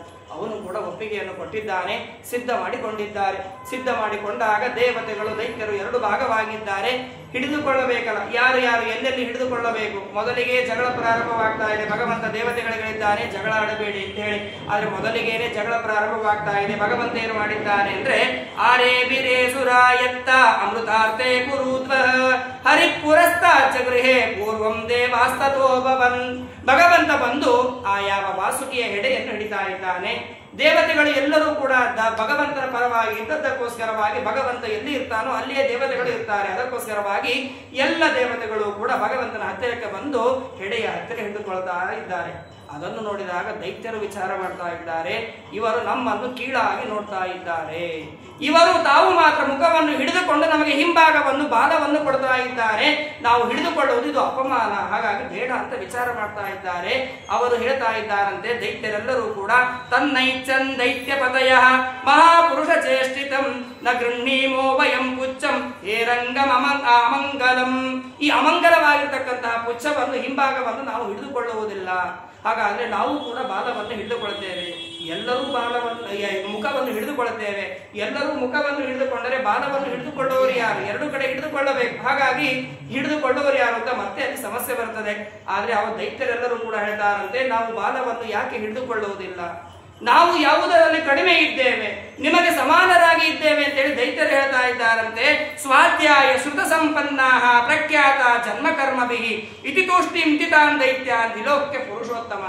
ಆ ದೈತ್ಯರು ಹೇಳ್ತಾ ಇದ್ದಾರಂತೆ, ನಾವು ಕೂಡ ವೇದಗಳನ್ನು ಶ್ರುತಿಗಳನ್ನು ಓದಿಕೊಂಡವರಾಗಿದ್ದೇವೆ, ಎಲ್ಲವನ್ನು ಕೂಡ ತಿಳಿದುಕೊಂಡವರಾಗಿದ್ದೇವೆ, ಹಾಗಾಗಿ ನಾವು ಕೂಡ ಈ ಬಾಲವನ್ನು ಹಿಡಿಯುವುದಿಲ್ಲ. ನೀವು ಹೇಗೆ ಮುಖವನ್ನು ಹಿಡಿದಿದ್ದೀರೋ ಹೆಡೆಯನ್ನು ನಾವು ಕೂಡ ಅದೇ ರೀತಿಯಾಗಿ ಹಿಡಿದುಕೊಳ್ಳುತ್ತೇವೆ. ಯದ್ಯಪಿ ಅಯೋಗ್ಯರಾದವರು ದೈತ್ಯರಾದವರು ಆದರೂ ಕೂಡ ತಾವೇ ಶ್ರೇಷ್ಠ ಅಂತ ಹೇಳಿ ತಮ್ಮ ಬಗ್ಗೆ ತಾವು ಹೇಳಿಕೊಳ್ತಾರೆ. ಇದನ್ನೇ ಮಹಾಭಾರತದಲ್ಲಿ ಹೇಳ್ತಾರೆ. ಹೇಗೆ ಇದೆ ನಮ್ಮ ಸ್ವರೂಪ ಅನ್ನುವುದನ್ನು ತಿಳಿಸ್ತಾರೆ ಮಹಾಭಾರತದಲ್ಲಿ. ವಿರೂಪೋ ಯಾವದಾದರಶೆ ನಾತ್ಮನ ಪಶ್ಯತೆ ಮುಖಂ ಮನ್ಯತೆ ತಾವದಾತ್ಮಾನಂ ಅನ್ಯೇಭ್ಯೋ ರೂಪವತ್ತರಂ. ಕುರೂಪಿಯಾದಂತಹ ವ್ಯಕ್ತಿ ಎಲ್ಲಿಯವರೆಗೆ ತನ್ನ ರೂಪವನ್ನು ಕನ್ನಡಿಯ ಮುಂದೆ ನಿಂತುಕೊಂಡು ತನ್ನ ರೂಪವನ್ನು ನೋಡುವುದಿಲ್ಲವೋ ಅಲ್ಲಿಯವರೆಗೆ ಅವನು ಹೇಗೆ ತಿಳಿದುಕೊಂಡಿದ್ದಾರೆ ಅಂದ್ರೆ ಅನ್ಯೇಭ್ಯೋ ರೂಪವತ್ತರಂ, ಬೇರೆಯವರಿಗಿಂತಲೂ ನಾನು ಸುಂದರವಾಗಿಯೇ ಇದ್ದೇನೆ ಅಂತ ತಾನು ತಿಳಿದುಕೊಳ್ತಾನೆ. ಯಾವಾಗ ತಾನು ಕನ್ನಡಿಯ ಮುಂದೆ ನಿಂತುಕೊಂಡು ತನ್ನ ನಿಜವಾದ ರೂಪವನ್ನು ತಾನು ನೋಡ್ತಾನೋ ಆಗ ಅವನಿಗೆ ತಿಳಿತದೆ ತನ್ನ ಸ್ವರೂಪ ಏನು, ತಾನು ಎಷ್ಟು ರೂಪವಂತನಾಗಿದ್ದೇನೆ ಅಂತೇಳಿ. ಹಾಗಾಗಿ ದೈತ್ಯರೆಲ್ಲರೂ ಕೂಡ ಹೇಳ್ತಾರೆ, ಹಾಗಾಗಿ ನಾವು ಬಾಲವನ್ನು ಹಿಡಿಯುವುದಿಲ್ಲ ಅಂತ ಹೇಳಿದಾಗ ಭಗವಂತ ಮಂದಸ್ಮಿತನಾಗಿ ಮುಗುಳು ನಗೆಯಿಂದ ಕುಡಿದವನಾಗಿ ದೇವತೆಗಳಿಂದ ಕುಡಿದವನಾಗಿ ದೈತ್ಯರನ್ನು ನೋಡ್ತಾ ಇದ್ದಾನೆ. ದೇವತೆಗಳಿಂದ ಸಹಿತನಾಗಿ ಭಗವಂತ ವಿಚಾರ ಮಾಡ್ತಾ ಇದ್ದಾನೆ. ಸ್ಮಯಮಾನೋ ವಿಸೃಜ್ಯಗ್ರಂ ಪುಚ್ಛಂ ಜಗ್ರಾಹ ಸಾಮರಹ. ಭಗವಂತ ಆ ಯಾವ ವಾಸುಕಿಯ ಹೆಡೆಯನ್ನು ಬಿಟ್ಟವನಾಗಿ ಬಾಲವನ್ನು ಹಿಡಿದುಕೊಳ್ಳುವುದಕ್ಕೆ ಬಂದಿದ್ದಾನೆ. ಇನ್ನು ಭಗವಂತನೇ ಆ ಯಾವ ಮುಖವನ್ನು ಬಿಟ್ಟ ಮೇಲೆ ದೇವತೆಗಳು ಯಾಕೆ ಅಲ್ಲಿ ಇರ್ತಾರೆ? ಹಾಗಾಗಿ ಅವರು ಕೂಡ ಭಗವಂತನ ಹಿಂದೆ ಹಿಂಬಾಲಿಸಿಕೊಂಡು ಅವರು ಕೂಡ ಬಾಲವನ್ನು ಹಿಡಿಯುವುದಕ್ಕೆ ಬರ್ತಾ ಇದ್ದಾರೆ. ನೋಡಿ, ಭಗವಂತ ಎಲ್ಲೆಲ್ಲಿ ಇದ್ದಾನೋ ಅಲ್ಲಲ್ಲಿ ಅವರು ಹಿಂಬಾಲಿಸಿಕೊಂಡು ಹೋದದ್ದರ ದೊಡ್ಡದಾದ ಪುಣ್ಯವೇ ಅವರಿಗೆ ಸಮುದ್ರ ಮಥನವಾದ ಮೇಲೆ ಅವರಿಗೆ ಸಿಕ್ಕಂತಹದ್ದು ದೊಡ್ಡದಾದ ಅಮೃತವ. ದೇವತೆಗಳಿಗೆ ಇದ್ದಂತಹ ಭಾಗ ದೈತ್ಯರಿಗೆ ಸಿಗದೇ ಇರುವುದಕ್ಕೆ ಇದು ಮುಖ್ಯ ಕಾರಣ. ಹಾಗಾಗಿ ದೇವತೆಗಳು ದೈತ್ಯ ಯಾವ ಭಗವಂತನ ಜೊತೆಗೆ ಕೂಡಿಕೊಂಡವರಾಗಿ ಸಮುದ್ರ ಮಥನವನ್ನು ಮಾಡುವುದಕ್ಕೆ ಬಾಲವನ್ನು ಹಿಡಿದುಕೊಂಡಿದ್ದಾರೆ, ಪ್ರಾರಂಭ ಮಾಡಿದ್ದಾರೆ. ಒಮ್ಮೆ ದೇವತೆಗಳು ಎಳಿತಾರೆ, ಒಮ್ಮೆ ದೈತ್ಯರು ಎಳೆಯುವುದಕ್ಕೆ ಪ್ರಾರಂಭ ಮಾಡಿದ್ದಾರೆ. ಸಮುದ್ರ ಮಥನ ಏನೋ ಪ್ರಾರಂಭವಾಯಿತು, ಅಮೃತ ಸಿಗುತ್ತದೆ ಅಂತ ಹೇಳಿ ಖುಷಿ ಪಡುವುದರ ಒಳಗೆ ಏನಾಗಿದೆ ಅಂದ್ರೆ ಮಮಂತು ಪರಮಾಯತ್ತ ಅಮೃತಾರ್ಥೆ ಪಯೋನಿಧಿಂ ಮಧ್ಯಮಾನೇರಣವೇ ಸೋದ್ರಿಂ ಅನಾಧಾರೋ ಹ್ಯಪೋ ವಿಶತ. ಕಡಿತಾ ಇರುವಾಗ, ರಭಸದಿಂದ ಕಡಿಯುವಾಗ ಕೆಳಗೆ ಏನು ಆ ಪರ್ವತಕ್ಕೆ ಆಧಾರ ಇಲ್ಲದೆ ಇದ್ದದ್ದಕ್ಕೋಸ್ಕರವಾಗಿ ಮುಳುಗುವುದಕ್ಕೆ ಪ್ರಾರಂಭವಾಗ್ತಾ ಇದೆ ಆ ಮಂದರ ಪರ್ವತ. ದೇವತೆಗಳು ವಿಚಾರ ಮಾಡ್ತಾರೆ, ಏನೋ ಪ್ರಾರಂಭವಾಯಿತು, ದೈತ್ಯರ ನಮ್ಮ ಮಧ್ಯದಲ್ಲಿ ಜಗಳವಾಯಿತು, ಮುಗಿತು ಅಂತ ಹೇಳಿ ತಿಳಿದುಕೊಂಡು ಕಡಿಯುವುದಕ್ಕೆ ಪ್ರಾರಂಭ ಮಾಡಿದರೆ ಪರ್ವತ ಮುಳುಗುವುದಕ್ಕೆ ಪ್ರಾರಂಭವಾಗಿದೆ, ಏನು ಮಾಡಬೇಕು ಅಂತ ತಿಳಿದುಕೊಂಡಾಗ ಅವರು ವಿಚಾರ ಮಾಡ್ತಾರೆ, ತಮ್ಮ ಶಕ್ತಿ ಎಷ್ಟು ಇದೆಯಲ್ಲ ಆ ಶಕ್ತಿ ಎಲ್ಲವನ್ನೂ ಕೂಡ ಉಪಯೋಗಿಸ್ತಾ ಇದ್ದಾರಂತೆ. ತೇಸು ನಿರ್ವಿಣ್ಣ ಮನಸ ಪರಿಮ್ಲಾನ ಮುಖಶ್ರಿಯ ಆಸನ್ ಸ್ವಪೌರುಷೇನಷ್ಟೇ ದೈವೇನಾತಿ ಬಲೀಯಸ. ಮುಖವನ್ನು ಮಾಡಿಸಿಕೊಂಡಿದ್ದಾರೆ, ಒಂದು ಕಡೆ ಪರ್ವತ ಮುಳುಗುತ್ತಾ ಇದೆ, ಆದರೂ ಕೂಡ ಭಗವಂತ ಹೇಳಿದ್ದಾನೆ ಪ್ರಯತ್ನ ಮಾಡಬೇಕು ಅಂತ ಹೇಳಿ. ಹಾಗಾಗಿ ತಮ್ಮ ಶಕ್ತಿಯನ್ನು ಬಳಸಿ ಆ ಪರ್ವತವನ್ನು ಹಿಡಿಯುವುದಕ್ಕೆ ಪ್ರಾರಂಭ ಮಾಡಿದ್ದಾರೆ. ಆದರೆ ಅವರ ಶಕ್ತಿ ಮುಂದೆ ಆ ಪರ್ವತ ಏನು ಕೂಡ ತಡಿತಾ ಇಲ್ಲ, ಪರ್ವತ ಕೆಳಗೆ ಹೋಗ್ತಾ ಇದೆ. ಮುಳುಗುತ್ತಾ ಇರುವಂತಹ ಪರ್ವತವನ್ನು ಭಗವಂತ ನೋಡಿದ್ದಾನೆ. ನೋಡಿ, ಪರ್ವತದ ರಕ್ಷಣೆಗಾಗಿಯೂ ಕೂಡ ಭಗವಂತ ಮತ್ತೆ ತಾನು ಅವತಾರ ಮಾಡ್ತಾ ಇದ್ದಾನೆ, ಕೂರ್ಮಾವತಾರವನ್ನು ಮಾಡ್ತಾ ಇದ್ದಾನೆ. ಜೊತೆಗೆ ಪರ್ವತವು ಮುಳುಗುವುದಕ್ಕೆ ಕಾರಣ ಏನು ಅದನ್ನು ಕೂಡ ತಿಳಿಸ್ತಾರೆ ನೋಡಿ. ವಿಲೋಕ್ಯ ವಿಘ್ನೇಶ ಗತಿಂ ತದೇಶ್ವರೋ ದುರಂತ ವೀರ್ಯೋ ವಿದತಾ ವಿಸಂಧಿಃ ಕೃತ್ವಾ ವಪುಃ ಕಚ್ಚಪಮದ್ಭುತಂ ಮಹತ ಪ್ರವಿಶ್ಯತೋಯಂ ಗಿರಿಮುಚ್ಚಹಾರ. ಭಗವಂತ ಏನೋ ತಾನು ಆ ಪರ್ವತವನ್ನು ಎತ್ತಿಡುವುದಕ್ಕೋಸ್ಕರವಾಗಿ ಕೂರ್ಮ ಅವತಾರವನ್ನು ಮಾಡ್ತಾನೆ ನಿಜ. ಆದರೆ ಮುಳುಗುವುದಕ್ಕೆ ಕಾರಣ ಏನು ಅಂದ್ರೆ ವಿಘ್ನೇಶ ಗತಿಂ, ಗಣಪತಿಯ ಗತಿಯನ್ನು ತೋರಿಸ್ತಾ ಇದ್ದಾನೆ. ಅರ್ಥಾತ್ ಇವರು ಆ ಮಂಥನ ಕಾರ್ಯವನ್ನು ಮಾಡುವುದಕ್ಕಿಂತಲೂ ಪೂರ್ವದಲ್ಲಿ ಗಣಪತಿಯ ಪೂಜೆಯನ್ನು ಮಾಡದಲೇನೆ ಕರ್ಮವನ್ನು ಪ್ರಾರಂಭ ಮಾಡಿದ್ದಾರೆ. ಅದಕ್ಕೋಸ್ಕರವಾಗಿ ವಿಘ್ನಗಳು ಬರ್ತಾ ಇದೆ. ಈ ಗಣಪತಿ ಅದಕ್ಕೆ ವಿಘ್ನವನ್ನು ತಂದು ಕೊಡ್ತಾ ಇದ್ದಾನೆ ಅಂತ ಮೇಲೆ ನೋಟಕ್ಕೆ ನಮಗೆ ತಿಳಿದಿದೆ. ಆದ್ರೆ ಇಲ್ಲಿ ಮುಖ್ಯವಾದ ಅರ್ಥ ಗಣಪತಿ ಯಾಕೆ ಹಾಗೆ ಮಾಡ್ತಾನೆ, ಯಾಕೆ ಅಂದ್ರೆ ವಿಶ್ವಂಬರ ನಾಮಕನಾಗಿ ಸ್ವಯಂ ಪರಮಾತ್ಮನೇ ಅಲ್ಲಿ ಇದ್ದಾನೆ. ಅಂತಹ ಕರ್ಮವನ್ನು ಮಾಡುವಾಗ ವಿಘ್ನಗಳು ಬರಬಾರದು ನಿಜ, ಆದ್ರೆ ಅಲ್ಲಿ ವಿಘ್ನಗಳು ಬರುವುದಕ್ಕೆ ಕಾರಣ ಏನು ಅನ್ನುವುದನ್ನು ಸೂಕ್ಷ್ಮವಾಗಿ ತಿಳಿಸ್ತಾರೆ. ಭಗವಂತನ ಇನ್ನೂ ಅವತಾರಗಳು ಅಲ್ಲಿ ಆಗಬೇಕಾಗಿದೆ. ಭಗವಂತನು ಇಲ್ಲದಲೇನೆ ಯಾವ ಕರ್ಮಗಳು ಕೂಡ ನಡೆಯುವುದಿಲ್ಲ ಅನ್ನುವುದನ್ನು ತೋರಿಸುವುದಕ್ಕೋಸ್ಕರವಾಗಿ ವಿಘ್ನ ಮಾಡಿದಂತೆ ತೋರಿಸ್ತಾ ಇದ್ದಾನೆ. ಆ ವಿಘ್ನಗಳನ್ನು ಕಳೆಯುವುದಕ್ಕೋಸ್ಕರವಾಗಿ ಭಗವಂತ ತಾನು ಕೂರ್ಮಾವತಾರವನ್ನು ಮಾಡಿ ತನ್ನ ಬೆನ್ನಿನ ಮೇಲೆ ಆ ಪರ್ವತವನ್ನು ಎತ್ತಿ ಹಿಡಿತಾ ಇದ್ದಾನೆ. ಸಾಮಾನ್ಯವಾಗಿ ನಾವು ನೋಡುವಂತಹ ಕೂರ್ಮ ಎಷ್ಟು ಇರ್ತದೆ, ಆ ರೂಪ ಮಾತ್ರ ನಮಗೆ ಕಣ್ಣು ಮುಂದೆ ಇದೆ. ಆದ್ರೆ ಇಲ್ಲಿ ಇರ್ತಕ್ಕಂತಹ ಕೂರ್ಮ ಹೇಗೆ ಇತ್ತು ಆ ಭಗವಂತನ ರೂಪ ಅಂದ್ರೆ ತಮುತ್ತಿತಂ ವೀಕ್ಷೆ ಕುಲಾಚಲಂ ಪುನಃ ಸಮುದ್ಯತ ನಿರ್ಮತಿತುಂ ಸುರಾಸುರಾ ದದಾರ ಪೃಷ್ಟೇನ ಸ ಲಕ್ಷ ಯೋಜನ ಪ್ರಸ್ಥಾರಿಣ ದ್ವೀಪ ಇವ ಪರೋ ಮಹಾನ್. ಭಗವಂತ ಏನು ಆ ಪರ್ವತವನ್ನು ಎತ್ತಿ ಹಿಡಿದಿದ್ದಾನೆ ಕೂರ್ಮ ರೂಪದಿಂದ. ಆ ಕೂರ್ಮ ರೂಪ ಎಷ್ಟು ವಿಸ್ತೀರ್ಣವಾದದ್ದು ಅಂದ್ರೆ 1,00,000 ಯೋಜನ ವಿಸ್ತೀರ್ಣವಾದ ದೊಡ್ಡದಾದ ಬೆನ್ನಿನಿಂದ ಸಹಿತನಾಗಿ ಭಗವಂತ ಆ ಯಾವ ಪರ್ವತವನ್ನು ಎತ್ತಿ ಹಿಡಿದಿದ್ದಾನೆ. ಎತ್ತಿ ಹಿಡಿದ ಕೂಡಲೇನೆ ಪರ್ವತ ಮೇಲೆ ಎದ್ದು ಬರ್ತಾ ಇದೆ. ಮತ್ತೆ ಕಡಿಯುವುದಕ್ಕೆ ಪ್ರಾರಂಭ ಮಾಡಿದ್ದಾರೆ. ದೇವತೆಗಳು ಎಲ್ಲ ದೈತ್ಯರು ಕೂಡ ಕಡಿಯುವುದಕ್ಕೆ ಪ್ರಾರಂಭ ಮಾಡಿದ್ದಾರೆ. ನೋಡಿ, ಮತ್ತೆ ಕಡಿಯುವುದಕ್ಕೆ ಪ್ರಾರಂಭವಾದಾಗ ದೈತ್ಯರಲ್ಲಿ, ದೇವತೆಗಳಲ್ಲಿ, ಸರ್ಪದಲ್ಲಿ ನಿಶಕ್ತಿ ಪ್ರಾರಂಭವಾಗಿದೆ. ಶಕ್ತಿ ಕ್ಷೀಣವಾಗಿ ಹೋಗ್ತಾ ಇದೆ. ಆಗ ಏನು ಮಾಡ್ತಾನೆ ಭಗವಂತ ನೋಡಿ, ಮತ್ತೆ ಆಗಲೂ ಕೂಡ ಭಗವಂತ ಅನುಗ್ರಹವನ್ನು ಮಾಡುವುದಕ್ಕೆ ಬರ್ತಾ ಇದ್ದಾನೆ. ನೋಡಿ, ಮೊದಲಿಗೆ ಆ ಪರ್ವತ ಮುಳುಗುತ್ತಾ ಇದೆ, ಅದಕ್ಕೋಸ್ಕರವಾಗಿ ಬೆನ್ನಿನ ಮೇಲೆ ಹಿಡಿದುಕೊಂಡಿದ್ದಾನೆ. ಮಧ್ಯದಲ್ಲಿ ನಾನಾ ತರದ ವಿಘ್ನಗಳಿದೆ, ಅವುಗಳನ್ನು ಕೂಡ ಸ್ವಯಂ ತಾನೇ ಪರಿಹಾರ ಮಾಡ್ತಾ ಇದ್ದಾನೆ. ದೈತ್ಯರಲ್ಲಿ, ದೇವತೆಗಳಲ್ಲಿ, ಸರ್ಪದಲ್ಲಿ ಶಕ್ತಿಯನ್ನು ಕೂಡ ತಾನೇ ತುಂಬುತ್ತಾ ಇದ್ದಾನೆ. ಹೇಗೆ ತುಂಬುತ್ತಾನೆ ಅಂತಂದರೆ ತಥಾಸುರಾನ ವಿಶದಾಸುರೇಣ ರೂಪೇಣ ತೇಷಾಂ ಬಲವೀರ್ಯಮೀರಯನ್ ಉದ್ದೀಪಯನ್ ದೇವ ಗಣಾಶ್ಚ ವಿಷ್ಣು ದೈವೇನ ನಾಗೇಂದ್ರ ಮಬೋಧ ರೂಪ. ಯಾರು ಯಾರು ಯಾವ ರೂಪದಿಂದ ಇದ್ದಾರೋ ಅದೇ ರೂಪದಿಂದಲೇನೆ ಭಗವಂತ ಅವರಲ್ಲಿ ಪ್ರವೇಶ ಮಾಡ್ತಾ ಇದ್ದಾನೆ. ವಾಸುಕಿ ಸರ್ಪ ರೂಪದಿಂದ ಇದ್ದಾನೆ, ಸರ್ಪ ರೂಪದಿಂದಲೇ ಭಗವಂತ ಅವರಲ್ಲಿ ಪ್ರವೇಶ ಮಾಡ್ತಾ ಇದ್ದಾನೆ. ದೈತ್ಯ ರೂಪದಿಂದ ದೈತ್ಯರಲ್ಲಿ, ದೇವತೆಗಳ ರೂಪದಿಂದ ದೇವತೆಗಳಲ್ಲಿ ತಾನು ಒಳಗೆ ಪ್ರವೇಶ ಮಾಡಿ ಅವರಲ್ಲಿಯೂ ಕೂಡ ಮತನ ಮಾಡುವುದಕ್ಕೆ ದೇಹದ ಒಳಗೆ ಶಕ್ತಿಯನ್ನು ತಾನು ತುಂಬುತ್ತಾ ಇದ್ದಾನೆ. ಇಷ್ಟೂ ಕರ್ಮವನ್ನು ಭಗವಂತ ಮಾಡಿದ್ದಾನೆ. ಮತ್ತೆ ಎಂತಹ ನೋಡಿ, ನಾವು ಏನೋ ಸಣ್ಣ ಪುಟ್ಟ ಕರ್ಮಗಳನ್ನು ಕೆಲಸ ಮಾಡುವಾಗ ಏನೋ ಸಣ್ಣ ಸಣ್ಣ ವಿಘ್ನಗಳು ಬರ್ತದೆ. ಎಷ್ಟು ದೇವತೆಗಳಿಗೆ, ದೇವರಿಗೆ ಬೈದು ಬಿಡುತ್ತೇವೆ, ಎಲ್ಲ ದೇವತೆಗಳನ್ನು ಸ್ಮರಣೆ ಮಾಡಿ ಬಿಡುತ್ತೇವೆ. ಯಾಕೆ ಅಂತಂದ್ರೆ ಮಾಡುವಂತಹ ಕೆಲಸ ಏನು ಇದೆ ಇದು ಪೂರ್ಣವಾಗ್ತಾ ಇಲ್ಲ, ಭಗವಂತ ನಮಗೆ ಏನೂ ಮಾಡುವುದಿಲ್ಲ, ದೇವತೆಗಳು ನಮಗೆ ಏನೂ ಕೊಡುವುದಿಲ್ಲ. ಇಷ್ಟೆಲ್ಲ ಪೂಜೆ ಮಾಡ್ತೇವೆ, ಇಷ್ಟೆಲ್ಲ ಪ್ರದಕ್ಷಿಣೆ ಹಾಕ್ತೇವೆ, ಇಷ್ಟೆಲ್ಲ ಪಾರಾಯಣ ಮಾಡ್ತೇವೆ, ಇಷ್ಟೆಲ್ಲ ಕರ್ಮಗಳನ್ನು ಮಾಡ್ತೇವೆ. ಇಷ್ಟೆಲ್ಲ ಮಾಡಿದರೂ ಕೂಡ ನಾವು ಅಂದುಕೊಂಡಂತಹ ಕೆಲಸವಾಗುವುದಿಲ್ಲ, ಬರೇ ವಿಘ್ನಗಳೇ ಜೀವನದಲ್ಲಿ ಇದೆ ಅಂತ ನಾವು ತಿಳಿದುಕೊಳ್ಳುತ್ತೇವೆ. ನಮಗೆ ಮಾತ್ರವಲ್ಲ, ದೇವತೆಗಳಿಗೂ ಕೂಡ ಎಷ್ಟು ವಿಘ್ನಗಳು ಬರ್ತಾ ಇದೆ ನೋಡಿ. ದೇವತೆಗಳಲ್ಲಿ ಶಕ್ತಿ ತುಂಬಿದ್ದಾನೆ, ದೇವತೆಗಳು ಕಡಿಯುವುದಕ್ಕೆ ಪ್ರಾರಂಭ ಮಾಡಿದ್ದಾರೆ. ಮತ್ತೆ ಎಂತಹ ವಿಘ್ನ ಬಂದಿದೆ ಅಂದ್ರೆ ಉಪರ್ಯಗೇಂದ್ರಂ ಗಿರಿರಾಡಿವಾನ್ಯ ಆಕ್ರಮ್ಯ ಹಸ್ತೇನ ಸಹಸ್ರಬಾಹು. ಆ ಪರ್ವತದ ಕೆಳಗೆ ನಿಂತು ತಾನು ಮುಳುಗಬಾರದು ಅಂತ ಎತ್ತಿ ಹಿಡಿದಿದ್ದಾನೆ. ಆದರೆ ಪರ್ವತ ಕಡಿತಾ ಇರುವಾಗ ಮೇಲೆ ಹಾರುವುದಕ್ಕೆ ಪ್ರಾರಂಭವಾಗಿದೆ. ಮೊದಲು ಕೆಳಗೆ ಮುಳುಗುವುದಕ್ಕೆ ಪ್ರಾರಂಭವಾಗಿದೆ, ಆ ನಂತರದಲ್ಲಿ ಮೇಲೆ ಹಾರುವುದಕ್ಕೆ ಪ್ರಾರಂಭವಾಗಿದೆ. ಮತ್ತೇನು ಮಾಡಬೇಕು? ಅಷ್ಟು ದೊಡ್ಡದಾದ ಪರ್ವತವನ್ನು ಮೇಲೆ ಹಿಡಿಯುವವರು ಯಾರು ಅಂತ ವಿಚಾರ ಮಾಡ್ತಾರೆ. ಅಲ್ಲಿಯೂ ಕೂಡ ಭಗವಂತ ಅಜಿತನಾಮಕನಾದಂತಹ ಭಗವಂತ 1000 ತೋಳುಗಳಿಂದ ಬಾಹುಗಳಿಂದ ಕೂಡಿದವನಾಗಿ ರೂಪವನ್ನು ಧಾರಣೆ ಮಾಡಿ ಒಂದು ಕೈಯಿಂದ ಮಾತ್ರ ಆ ಪರ್ವತದ ಮೇಲೆ ಕೈ ಇಟ್ಟವನಾಗಿ ಆ ಪರ್ವತವನ್ನು ಹಾರುವುದನ್ನು ತಡಿತಾ ಇದ್ದಾರೆ. ನೋಡಿ, ಹೀಗೆ ಒಂದಲ್ಲ ಎರಡಲ್ಲ ಅನೇಕ ರೂಪಗಳಿಂದ ಸಮುದ್ರ ಮಥನದಲ್ಲಿ ಆ ದೇವತೆಗಳಿಗೆ ಸಹಾಯವನ್ನು ಮಾಡ್ತಾ ಇದ್ದಾನೆ. ಇದು ಕೂಡ ವಿದ್ಯವನ್ನು ದಾಟಿ ಬಂದಿದ್ದಾರೆ. ಮತ್ತೆ ಏನಾಗಿದೆ ಅಂದ್ರೆ ಪೌಲೋಮ ಕಾಲೀಯ ಬಲೀಲ್ವಲಾದಯ ದವಾಗ್ನಿದಗ್ನ ಸರಳ ಇಲ್ವಾ ಪದನ್ನು. ಇಷ್ಟೆಲ್ಲ ಆದ ಮೇಲೆ ವಾಸುಕಿಗೆ ಮುಖ ಎಷ್ಟು ಇತ್ತು, ಹೆಡೆ ಎಷ್ಟು ಇತ್ತು ಅಂದ್ರೆ 1000 ಹೆಡೆಗಳಿಂದ ಕೂಡಿದವನಾಗಿದ್ದ. ಒಂದು ಹಾವಿನ ವಿಷದ ಗಾಳಿಯೇ ತಡೆದುಕೊಳ್ಳುವುದಕ್ಕೆ ಆಗುವುದಿಲ್ಲ, ವಿಷದಿಂದ ಕೂಡಿದ್ದು. ಅಂಥದರಲ್ಲಿ 1000 ಹೆಡೆಗಳಿಂದ ಕೂಡಿದಂತ ವಾಸುಕಿಯನ್ನು ಮಥನ ಮಾಡುವಾಗ ಅವನಿಗೆ ಆಯಾಸವಾದಾಗ ಜೋರಾಗಿ ಉಸಿರಾಡ್ತಾ ಇದ್ದಾನೆ. ಉಸಿರಾಡಿದಾಗ ಉಸಿರಿನ ಗಾಳಿ ಏನಿದೆ, ವಿಷದ ಗಾಳಿ ಹೊರಗೆ ಬರ್ತಾ ಇದೆ. ಹೊರಗೆ ಬಂದಾಗ ಕಾಡಿಗಿಚ್ಚಿನಂತೆ ಬೆಂಕಿಯಂತೆ ಆಗ್ತಾ ಇದೆ. ಎಲ್ಲ ದೈತ್ಯರು ಕೂಡ ಮತ್ತೆ ಸುಟ್ಟು ಬಿದ್ದಿದ್ದಾರೆ. ದೇವತೆಗಳೆಲ್ಲರೂ ಕೂಡ ನಷ್ಟವಾದಂತ ತೇಜಸ್ಸಿನಿಂದ ಕೂಡಿದವರಾಗಿದ್ದಾರೆ. ತಾವು ಹಾಕಿಕೊಂಡಂತ ಆಭರಣಗಳೆಲ್ಲವೂ ಕೂಡ ಬೇರೆ ಬಣ್ಣಕ್ಕೆ ಬದಲಾಗಿ ಹೋಗ್ತಾ ಇದೆ. ಮತ್ತೆ ಭಗವಂತ ಏನು ಮಾಡಿದ್ದಾನೆ ನೋಡಿ, ಅವರನ್ನು ರಕ್ಷಣೆ ಮಾಡುವುದಕ್ಕೋಸ್ಕರವಾಗಿ ದೇವಾಂಶ ತಚ್ಚಾಶಿತ ಶಿಖಾಹದ ಪ್ರಭಾನ್ ಧೂಮ್ರಗ್ರಸ್ವಘರ ಚ ಕಂಚುಕಾನಾನ್. ಭಗವಂತ ಅವರನ್ನು ರಕ್ಷಣೆ ಮಾಡುವುದಕ್ಕೋಸ್ಕರವಾಗಿ ಮೋಡಗಳಿಗೆ ಪ್ರೇರಣೆಯನ್ನು ಮಾಡ್ತಾ ಇದ್ದಾನಂತೆ. ಮೋಡಗಳು ಮಳೆಯನ್ನು ಸುರಿಸುವುದಕ್ಕೆ ಪ್ರಾರಂಭ ಮಾಡಿದೆ. ಸಮುದ್ರಗಳ ಅಲೆಗಳು ತಂಪಾದಂತಹ ಗಾಳಿಯನ್ನು ಬೀಸುವುದಕ್ಕೆ ಪ್ರಾರಂಭ ಮಾಡಿದೆ. ಅವುಗಳಿಂದ ಬಂದಂತಹ ಏನು ವಿಷದ ಗಾಳಿ ಏನಿದೆ ಅವುಗಳು ಕೂಡ ಶಮನವಾಗಿ ಹೋಗ್ತಾ ಇದೆ.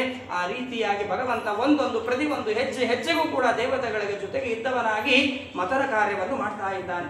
ಹೀಗೆ ಮಾಡಿದರೂ ಕೂಡ ಸಮುದ್ರದಿಂದ ಮಥನ ಮಾಡುವುದರಿಂದ ಏನೂ ಕೂಡ ಪ್ರಯೋಜನವಾಗ್ತಾ ಇಲ್ಲ. ಭಗವಂತ ವಿಚಾರ ಮಾಡ್ತಾನೆ, ತಾನೇ ಮಥನವನ್ನು ಮಾಡಬೇಕು ಅಂತ ಸಂಕಲ್ಪವನ್ನು ಮಾಡಿಕೊಂಡಿದ್ದಾನೆ. ಯಾಕೆ ಅಂದ್ರೆ ಗಾದೆ ಮಾತು ಇದೆ ನೋಡಿ, ತಾನು ಮಾಡುವುದು ಉತ್ತಮ, ಮಗ ಮಾಡುವುದು ಮಧ್ಯಮ, ಅನ್ಯರು ಮಾಡುವುದು ಅಧಮ ಅಂತ ಹೇಳಿ. ಹಾಗಾಗಿ ಇವನು ವಿಚಾರ ಮಾಡ್ತಾನೆ. ಭಗವಂತ ವಿಚಾರ ಮಾಡಿ ಏನು ಮಾಡ್ತಾನೆ ಅಂತಂದ್ರೆ, ಮಧ್ಯಮಾನ ತದಾ ಸಿಂಧೋರ್ ದೇವಾಸುರವರೂತಪೈ ಯದಾ ಸುಧಾನ ಜಾಯೇತ ನಿರ್ವಂತ ಅಜಿತ ಸ್ವಯಂ. ದೇವತೆಗಳು ಇಷ್ಟು ಕಳೆದರೂ ಕೂಡ, ಮಥನ ಮಾಡಿದರೂ ಕೂಡ ಸಮುದ್ರದಿಂದ ಯಾವ ಸುಧಾ ಮೇಲೆ ಬರಲಿಲ್ಲವೋ, ಅಮೃತ ಮೇಲೆ ಬರಲಿಲ್ಲವೋ, ಹಾಗೆ ಭಗವಂತ ಸ್ವಯಂ ತಾನೇ ಅಜಿತ ನಾಮಕನಾಗಿ ಅವತಾರ ಮಾಡಿದ್ದಾನೆ. ಆ ರೂಪದಿಂದ ಬಂದು ತಾನೇ ಸ್ವಯಂ ಭಗವಂತ ಸಮುದ್ರ ಪತನವನ್ನು ಮಾಡುವುದಕ್ಕೋಸ್ಕರವಾಗಿ ಪ್ರಾರಂಭ ಮಾಡ್ತಾ ಇದ್ದಾನೆ. ಸಮುದ್ರ ಪತನವನ್ನು ಮಾಡುವ ಕಾಲದಲ್ಲಿ ಮೊದಲಿಗೆ ಬಂದದ್ದು ಏನು ನೋಡಿ, ಏನು ಬಂದಿದೆ ಅಂತಂದ್ರೆ, ಮೊದಲಿಗೆ ಬಂದದ್ದು ವಿಷ ಆ ಸಮುದ್ರ ಮಥನದಿಂದ ಹೊರಗೆ ಬರ್ತಾ ಇದೆ. ಮೊದಲಿಗೆ ಬಂದದ್ದು ಇವರು ಅಮೃತವನ್ನು ಪಡೆಯಬೇಕು ಅನ್ನುವುದಕ್ಕೋಸ್ಕರವಾಗಿ ಸಮುದ್ರ ಮಥನವನ್ನು ಮಾಡಿದರೆ, ಮೊದಲಿಗೆ ಬಂದದ್ದು ಅಮೃತದ ಬದಲಿಗೆ ವಿಷ ಬರ್ತಾ ಇದೆ. ನೋಡಿ, ಜೀವನದಲ್ಲಿ ನಮಗೂ ಕೂಡ ಹೀಗೆ ಇಂತಹ ವಿಘ್ನಗಳು ಎನ್ನುವಂತಹ ವಿಷಗಳೇ ನಮ್ಮ ಜೀವನದಲ್ಲಿ ಬಹಳವಾಗಿ ತುಂಬಿದೆ. ಅಂತಹ ವಿಘ್ನಗಳು ಬಂದರೂ ಕೂಡ ನಾವು ನಮ್ಮ ಪ್ರಯತ್ನವನ್ನು ನಿಲ್ಲಿಸಬಾರದು ಅನ್ನುವುದಕ್ಕೋಸ್ಕರವಾಗಿ ಭಗವಂತ ತಾನು ಸ್ವಯಂ ಮಾಡಿ ತೋರಿಸ್ತಾ ಇದ್ದಾನೆ. ಸಮುದ್ರ ಮಥನವನ್ನು ಮಾಡುವ ಕಾಲದಲ್ಲಿ ಮೊದಲಿಗೆ ಹಾಲಾಹಲ ವಿಷ ಬರ್ತಾ ಇದೆ. ಆ ವಿಷದ ಗಾಳಿ ಮತ್ತೆ ಎಲ್ಲ ಕಡೆಗೂ ಕೂಡ ಹರಡ್ತಾ ಇದೆ. ಕಾಲಕೂಟ ವಿಷದಿಂದ ಕೂಡಿರ್ತಕ್ಕಂಥ ಗಾಳಿಯಿಂದ ಎಲ್ಲ ದೇವತೆಗಳು ದೈತ್ಯರು ಕೂಡ ಮೂರ್ಛಿತರಾಗಿ ಬೀಳ್ತಾ ಇದ್ದಾರೆ. ಭಯಂಕರವಾದ ಗಾಳಿಯಿಂದ ತಡೆದುಕೊಳ್ಳಲಿಕ್ಕಾಗದಲ್ಲಿ ಅವರೇನು ಮಾಡ್ತಾರೆ ಅಂದ್ರೆ, ರುದ್ರದೇವರನ್ನು ಕುರಿತು ಹೋಗ್ತಾ ಇದ್ದಾರೆ. ರುದ್ರದೇವರ ಹತ್ತಿರ ಹೋಗಿ ಪ್ರಾರ್ಥನೆಯನ್ನು ಮಾಡ್ತಾ ಇದ್ದಾರಂತೆ. ಅರಕ್ಷಮಾಣ ಶರಣಂ ಸದಾಶಿವಂ. ಮಂಗಲನಾಗಿರ್ತಕ್ಕಂಥ ರುದ್ರದೇವರ ಹತ್ತಿರ ಬಂದು ಅವರು ಸ್ತೋತ್ರವನ್ನು ಮಾಡುವುದಕ್ಕೆ ಪ್ರಾರಂಭ ಮಾಡಿದ್ದಾರೆ. ಆ ಕಾಲದಲ್ಲಿ ರುದ್ರದೇವರು ಎಲ್ಲಿ ಹೇಗೆ ಇದ್ದರು ಅಂತಂದ್ರೆ, ವಿಲೋಕ್ಯ ತಂ ದೇವ ವರಂ ತ್ರಿಲೋಕ್ಯ ಭವಾಯ ದೇವ್ಯಾ ವಿಮತಂ ಮುನೀನಾ ಆಸೀನ ಮದ್ರಾವ ಪವರ್ಗ ಹೇತೋ ತಪೋ ತುಷಾಣಂ ಸ್ತುತಿ ವಿಪ್ರಣೇಮು. ಕೈಲಾಸದಲ್ಲಿ ರುದ್ರದೇವರು ಪಾರ್ವತಿಯಿಂದ ಸಹಿತರಾಗಿ ಕುಳಿತವರಾಗಿದ್ದಾರೆ. ಯಾಕೆ ಅಲ್ಲಿ ಯಾಕೆ ಕುಳಿತಿದ್ದಾರೆ ಅಂದ್ರೆ ತಪಸ್ಸನ್ನು ಮಾಡ್ತಾ ಇದ್ದಾರೆ. ಯಾಕೆ ತಪಸ್ಸನ್ನು ಮಾಡ್ತಾ ಇದ್ದಾರೆ ಅಂದ್ರೆ, 3 ಲೋಕಗಳಿಗೂ ಕೂಡ ಮಂಗಲವಾಗಬೇಕು, ಒಳ್ಳೆಯದಾಗಬೇಕು ಅನ್ನುವುದಕ್ಕೋಸ್ಕರವಾಗಿ, ಪರೋಪಕಾರಕ್ಕೋಸ್ಕರವಾಗಿ ತಪಸ್ಸನ್ನು ಮಾಡ್ತಾ ಇದ್ದಾರೆ. ಜೊತೆಗೆ ತಮ್ಮ ಮೋಕ್ಷಕ್ಕಾಗಿಯೂ ಕೂಡ ತಾವು ತಪಸ್ಸನ್ನು ಮಾಡ್ತಾ ಕುಳಿತಂತ ರುದ್ರದೇವರ ಹತ್ತಿರ ಬಂದು ದೇವತೆಗಳು, ಎಲ್ಲ ದೇವತೆಗಳು ಕೂಡ ಬಂದು, ಪ್ರಜೆಗಳು ಬಂದು ನಮಸ್ಕಾರವನ್ನು ಮಾಡಿ, ಆ ಎಲ್ಲ ಪ್ರಜೆಗಳು ಕೂಡ ರುದ್ರದೇವರ ಹತ್ತಿರ ಸ್ತೋತ್ರವನ್ನು ಮಾಡ್ತಾ ಪ್ರಾರ್ಥನೆಯನ್ನು ಮಾಡ್ತಾ ಇದ್ದಾರಂತೆ. ಪ್ರಜಾ ಉವಾಚ ದೇವ ದೇವ ಮಹಾದೇವ ಭೂತಾತ್ಮನ್ ಭೂತ ಭಾವನ ತ್ರಾಹಿನ ಶರಣಾಪನ್ನಾನ್ ತ್ರೈಲೋಕ್ಯ ದಹನಾದ್ವಿಷಾತ್. ದೇವತೆಗಳು ಆಯಾವ ಪ್ರಜೆಗಳು ಬಂದು ರುದ್ರದೇವರ ಹತ್ತಿರ ಹೇಳ್ತಾ ಇದ್ದಾರೆ, ಭಗವಂತನ ಆದೇಶದಿಂದ ನಾವು ಸಮುದ್ರ ಮಥನವನ್ನು ಮಾಡ್ತಾ ಇದ್ವಿ, ಸಮುದ್ರ ಮಥನದಲ್ಲಿ ವಿಷ ಬಂದಿದೆ, ಆ ವಿಷದ ಬಾಧೆಯನ್ನು ನೀನೇ ಪರಿಹಾರ ಮಾಡಬೇಕು ಅಂತ ಹೇಳಿ ರುದ್ರದೇವರ ಹತ್ತಿರ ಪ್ರಾರ್ಥನೆಯನ್ನು ಮಾಡ್ತಾರೆ. ಈ ಕಥೆಯನ್ನು ಕೇಳಿದ ಮೇಲೆ ನಮಗೆ ಸಂದೇಹ ಬರುತ್ತದೆ, ಭಗವಂತ ಇಷ್ಟೆಲ್ಲ ಕಷ್ಟಗಳಿಂದ ವಿಘ್ನಗಳಿಂದ ದೇವತೆಗಳನ್ನು ರಕ್ಷಣೆ ಮಾಡಿದ ಅಂದ್ರೆ ಇದು ಯಾವ ಲೆಕ್ಕ? ಇದನ್ನು ಕೂಡ ಅವನೇ ಪರಿಹಾರ ಮಾಡಬಹುದಾಗಿತ್ತಲ್ಲ. ಏನು ದೊಡ್ಡದಾದ ವಿಷ, ಆ ವಿಷವನ್ನು ಕೂಡ ತಾನೇ ಪಾನ ಮಾಡಿ ಅಥವಾ ಅದನ್ನು ನಾಶ ಮಾಡಿ ಅದನ್ನು ಕಳೆದು ತಾನು ರಕ್ಷಣೆ ಮಾಡಬಹುದಾಗಿತ್ತು. ಆದ್ರೆ ಯಾಕೆ ಹಾಗೆ ಮಾಡಲಿಲ್ಲ ಅಂತಂದ್ರೆ ಅದಕ್ಕೂ ಕೂಡ ಕಾರಣ ಇದೆ. ರುದ್ರದೇವರಿಗೆ ವಿಷಕಂಠ ಎನ್ನುವಂತಹ ಹೆಸರು ಬರಬೇಕಾಗಿದೆ, ನೀಲಕಂಠ ಅಂತ ಹೆಸರು ಬರಬೇಕಾಗಿದೆ. ಹಾಗಾಗಿ ಅದಕ್ಕೋಸ್ಕರವಾಗಿ ಅವನಿಗೆ ಕೀರ್ತಿಯನ್ನು ತಂದುಕೊಡುವುದಕ್ಕೋಸ್ಕರವಾಗಿ ಭಗವಂತ ಸುಮ್ಮನೆ ನಟನೆಯನ್ನು ಮಾಡ್ತಾ ಇದ್ದಾನೆ. ರುದ್ರದೇವರ ಹತ್ತಿರ ಬಂತು, ನಮಸ್ಕಾರವನ್ನು ಮಾಡಿ ರುದ್ರಾಂತರ್ಯಾಮಿಯಾಗಿರ್ತಕ್ಕಂತಹ ಸಂಕರ್ಷಣನನ್ನು ಸ್ತೋತ್ರ ಮಾಡ್ತಾ ಇದ್ದಾರಂತೆ. ಎಲ್ಲ ದೇವತೆಗಳು ಕೂಡ ಸ್ತೋತ್ರ ಮಾಡ್ತಾ ಇದ್ದಾರೆ. ಏನಂತ ಸ್ತೋತ್ರ ಮಾಡಿದ್ದಾರೆ ಅಂದ್ರೆ, ತ್ವಮೇವ ಸರ್ವ ಜಗತ ವಿಶ್ವರೋ ಬಂಧ ಮೋಕ್ಷಯೋ ತಂ ತ್ವಾಂ ಅರ್ಚಂತಿ ಕುಶಲಾಹ ಪ್ರಪನ್ನಾರ್ಹತಿ ಹರಂ ಗುರುಂ. ಹರಂ ಗುರುಂ ಅಂತೆ ಅಂದ್ರೆ, ಹರ ಅಂದ್ರೆ ರುದ್ರದೇವರು, ಅವನಿಗೆ ಗುರುವಾದವನು ಅಂದ್ರೆ ಅವನಲ್ಲಿ ಅಂತರ್ಯಾಮಿಯಾಗಿರ್ತಕ್ಕಂತಹ ಭಗವಂತನಿಗೆ ನಮಸ್ಕಾರವನ್ನು ಮಾಡಿ ಅವನಿಗೆ ಪ್ರಾರ್ಥನೆಯನ್ನು ಮಾಡ್ತಾ ಇದ್ದಾರಂತೆ. ಎಲ್ಲ ಜೀವರಾಶಿಗಳ ದುಃಖಗಳನ್ನು ನಾಶ ಮಾಡುವಂತಹ ಯಾವ ಸಂಕಟ ರೂಪಿಯಾದಂತಹ ಭಗವಂತನೇ, ನಮಗೆ ಈಗ ಬಂದಿರತಕ್ಕಂಥ ದುಃಖಗಳನ್ನು ಕೂಡ ನೀನೇ ನಾಶ ಮಾಡು ಅಂತ ಹೇಳಿ ಸ್ತೋತ್ರ ಮಾಡ್ತಾ ಇದ್ದಾರೆ. ಯಾವ ರೀತಿಯಾಗಿ ನೋಡಿ, ಅನೇಕ ರೀತಿಯಾಗಿ ಸ್ತೋತ್ರವನ್ನು ಮಾಡ್ತಾ ಇದ್ದಾರಂತೆ. ತ್ವಂ ಬ್ರಹ್ಮ ಪರಮಂ ಮುಖ್ಯಂ ಸದಸದ್ಭಾವನಂ ನಾನಾ ಶಕ್ತಿ ಬಿರಾವಾಸತ್ವಂ ಆತ್ಮ ಜಗದೀಶ್ವರ. ಒಳಗೆ ಇರ್ತಕ್ಕಂತಹ ಭಗವಂತನಿಗೆ ಸ್ತೋತ್ರ ಮಾಡ್ತಾ ಇದ್ದಾರಂತೆ.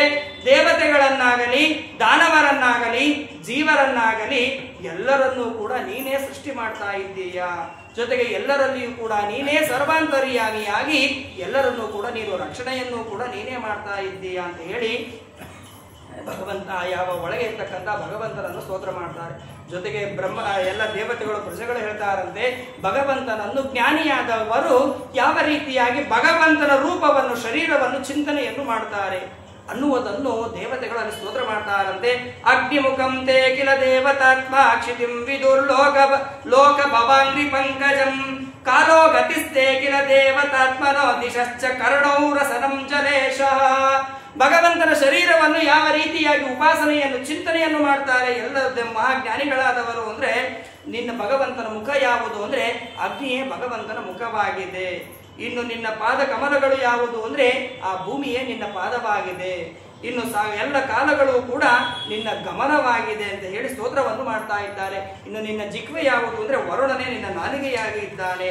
ಇನ್ನು ನಭಸ್ತೆ ಶ್ವಸನಂ ನಭಸ್ವ ಸೂರ್ಯಶ್ಚ ಚಕ್ಷುಂಸಿ ಜಲಂ ಸ್ಮರೇತಃ ಪರಾಪರಾತ್ಮ ದ್ರುಹಿಣಸ್ತವಾತ್ಮ ಸೋಮೋ ಮನೋರ್ ದೌರ್ ಭಗವಾನ್ ಶಿರಸ್ತೆ.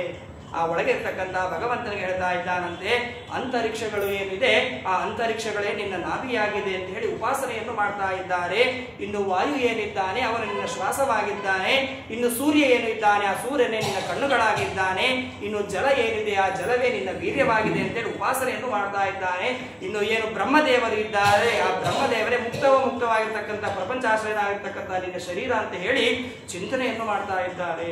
ಇನ್ನು ಚಂದ್ರ ಏನಿದ್ದಾನೆ ಆ ಚಂದ್ರನೇ ನಿನ್ನ ಮನಸ್ಸು ಅಂತ ಹೇಳಿ ಉಪಾಸನೆಯನ್ನು ಮಾಡ್ತಾ ಇದ್ದಾರೆ. ಇನ್ನು ದ್ವಿಲೋಕವೇನು ಇದೆ ಆ ದ್ವಿಲೋಕವೇ ನಿನ್ನ ಶಿರಸ್ಸು ಅಂತ ಹೇಳಿ ಒಳಗೆ ಇರ್ತಕ್ಕಂತಹ ರುದ್ರದೇವರ ಒಳಗೆ ಇರ್ತಕ್ಕಂತಹ ಭಗವಂತನನ್ನು ಸ್ತೋತ್ರ ಮಾಡ್ತಾ ಇದ್ದಾರೆ. ಹೀಗೆ ಅನೇಕ ರೀತಿಯಾಗಿ ಇನ್ನೂ ಹೆಚ್ಚು ಹೆಚ್ಚು ಸ್ತೋತ್ರಗಳನ್ನು ಮಾಡ್ತಾರೆ. ಆ ರುದ್ರದೇವರ 5 ಮುಖಗಳಿಂದ ಭಗವಂತನ ಒಳಗೆ ಇರ್ತಕ್ಕಂಥ ಭಗವಂತನಿಂದ ನಾನಾ ತರದ ಉಪನಿಷತ್ತುಗಳನ್ನು, ನಾರಾಯಣ ಉಪನಿಷತ್ತುಗಳು ಮೊದಲಾದಂತಹ ಒಂದೊಂದು ಮುಖಗಳಿಂದ ಒಂದೊಂದು ಉಪನಿಷತ್ತುಗಳು, ನಾರಾಯಣ ಮಂತ್ರಗಳ ಉಪನಿಷತ್ತುಗಳನ್ನು ತಾನು ಸೃಷ್ಟಿಯನ್ನು ಮಾಡ್ತಾ ಇದ್ದಾನೆ. ಅರ್ಥಾತ್ 5 ನರಸಿಂಹಸ್ತುತಿ ರೂಪವಾಗಿರ್ತಕ್ಕಂತಹ ಮಹಾ ನಾರಾಯಣ ಉಪನಿಷತ್ತನ್ನು ಕೂಡ ಅದೇ ಸೃಷ್ಟಿ ಮಾಡ್ತಾ ಇದ್ದೀಯ ಅಂತ ಹೇಳಿ ಆ ಯಾವ ಒಳಗೆ ಇರ್ತಕ್ಕಂತಹ ಭಗವಂತನನ್ನು ಸ್ತೋತ್ರ ಮಾಡ್ತಾ ಇದ್ದಾರೆ. ಯಾವ ಯಾವ ಮುಖದಿಂದ ಯಾವ ಯಾವ ಮಂತ್ರಗಳನ್ನು ಹೇಳ್ತಾನೆ ಅಂದ್ರೆ, ಮುಖಾನಿ ಪಂಚೋಪನಿಷತ್ತವೇಶ ಯಸ್ತ್ರಿಂಶದಷ್ಟೋತ್ತರ ಮಂತ್ರವರ್ಗ. ಅವನಿಗೆ ಸದ್ಯೋಜಾತ, ವಾಮದೇವ, ಅಘೋರ, ತತ್ಪುರುಷ, ಈಶಾನ ಅಂತ ಹೇಳಿ ಪಂಚರೂಪಗಳಿದೆ. ಆ ಪಂಚರೂಪಗಳಿಂದ ಆ ಮಂತ್ರಗಳನ್ನು ಹೇಳ್ತಾನೆ. ಯಾವ ಯಾವ ರೂಪಗಳಿಂದ ಯಾವ ಮುಖದಿಂದ ಯಾವುದನ್ನು ಹೇಳ್ತಾನೆ ಅಂತಂದ್ರೆ, ತತ್ಪುರುಷ ಮುಖದಿಂದ ತತ್ಪುರುಷಾಯ ವಿದ್ಮಹೇ ಮಹಾದೇವಾಯ ಧೀಮಹೇ ತನ್ನೋ ರುದ್ರ ಪ್ರಚೋದಯಾತ್ ಅನ್ನುವಂಥ ಮಂತ್ರವನ್ನು ಹೇಳ್ತಾನೆ. ಇನ್ನು ಅಘೋರ ರೂಪದಿಂದ ಅಘೋರೇಭ್ಯೋ ತಘೋರೇಭ್ಯೋ ಘೋರ ಘೋರತರೇಭ್ಯ ಅನ್ನುವಂಥ ಮಂತ್ರಗಳನ್ನು ಪಠನೆ ಮಾಡ್ತಾನೆ. ವಾಮ ರೂಪದಿಂದ ವಾಮದೇವಾಯ ನಮೋ ಜ್ಯೇಷ್ಠಾಯ ನಮಃ ಶ್ರೇಷ್ಠಾಯ ಎನ್ನುವಂಥ ಮಂತ್ರಗಳ ನರಸಿಂಹಸ್ತುತಿ ರೂಪವಾಗಿರ್ತಕ್ಕಂತಹ ಮಹಾನಾರಾಯಣೋಪನಿಷತ್ತನ್ನು ಹೊರಹಾಕ್ತಾ ಇದ್ದಾನೆ. ಇನ್ನು ಸದ್ಯೋಜಾತ ರೂಪದಿಂದ ಸದ್ಯೋಜಾತಂ ಪ್ರಪದ್ಯಾಮಿ ಎನ್ನುವಂಥ ಮಂತ್ರಗಳನ್ನು ಹಾಕ್ತಾ ಇದ್ದಾನೆ. ಈಶಾನ ರೂಪದಿಂದ ಈಶಾನ ಸರ್ವವಿದ್ಯಾನಂ ಅನ್ನುವಂತಹ ಉಪನಿಷತ್ತಿನ ಮಂತ್ರಗಳನ್ನು ಹೊರಗೆ ಹಾಕ್ತಾನೆ. ಹೀಗೆ ಅನೇಕ ರೀತಿಯಾಗಿರ್ತಕ್ಕಂತಹ ರೂಪ ಗುಣಗಳು ಮಹತ್ವಗಳು ಅನೇಕವಾಗಿದೆ ಅಂತೇಳಿ ರುದ್ರದೇವರ ಅಂತರ್ಯಾಮಿಯಾಗಿರ್ತಕ್ಕಂತಹ ಭಗವಂತನನ್ನು ಸ್ತೋತ್ರ ಮಾಡ್ತಾ ಇದ್ದಾನೆ. ಇನ್ನೂ ಕೂಡ ಅನೇಕವಾಗಿ ರುದ್ರದೇವರ ಒಳಗೆ ಇರ್ತಕ್ಕಂತಹ ಭಗವಂತನನ್ನು ಸ್ತೋತ್ರ ಮಾಡ್ತಾ ಇದ್ದಾನೆ. ನಂತರದಲ್ಲಿ ಭಗವಂತ ಯಾವ ಒಳಗೆ ಇರ್ತಕ್ಕಂತಹ ಭಗವಂತ ರುದ್ರದೇವರ ಪ್ರೇರಣೆಯಿಂದ ರುದ್ರದೇವರು ಮುಂದೆ ಬಂದು ಯಾವ ಯಾವ ಕರ್ಮಗಳನ್ನು ಮಾಡುತ್ತಾರೆ, ಮುಂದೆ ಸಮುದ್ರ ಮಥನವನ್ನು ಮಾಡಿದಾಗ ಯಾವ ಯಾವ ಪದಾರ್ಥಗಳು ಸಮುದ್ರ ಮಥನದಲ್ಲಿ ಬಂದಿದೆ ಅನ್ನುವುದನ್ನು ಹೇಳ್ತಾರೆ. ಜೊತೆಗೆ ಆ ಸಮುದ್ರದಲ್ಲಿ ಬಂದಂತಹ ಪದಾರ್ಥಗಳನ್ನು ದೇವತೆಗಳು ಯಾವುದನ್ನು ಸ್ವೀಕಾರ ಮಾಡಿದ್ದಾರೆ, ಯಾವ ಪದಾರ್ಥಗಳನ್ನು ದೈತ್ಯರು ಸ್ವೀಕಾರ ಮಾಡಿದ್ದಾರೆ, ಆ ಸಮುದ್ರದಲ್ಲಿ ಬಂದಂತಹ ಲಕ್ಷ್ಮೀದೇವಿಯನ್ನು ಅವತಾರ ಮಾಡಿದ್ದಾಳೆ, ಅವಳನ್ನು ಯಾರು ಪರಿಗ್ರಹಣ ಅರ್ಥಾತ್ ಗ್ರಹಣ ಮಾಡ್ತಾರೆ ಅನ್ನುವುದನ್ನು ಕೂಡ ವಿಸ್ತಾರವಾಗಿ ವರ್ಣನೆಯನ್ನು ಮಾಡ್ತಾರೆ. ಅದನ್ನು ನಾಳೆಯ ದಿವಸ ತಿಳಿಯೋಣ. ಅನೇನ ಭಾವಯ ಪುಣ್ಯಂ ತದವಾಗ್ನೋದು ಗುರುರ್ಮಮ. ಹರಯೇ ನಮಃ ಹರಯೇ ನಮಃ. ಮಧ್ವೇ ಶಾರ್ಪಣಮಸ್ತು. ಶ್ರೀಕೃಷ್ಣ ಅರ್ಪಣಮಸ್ತು.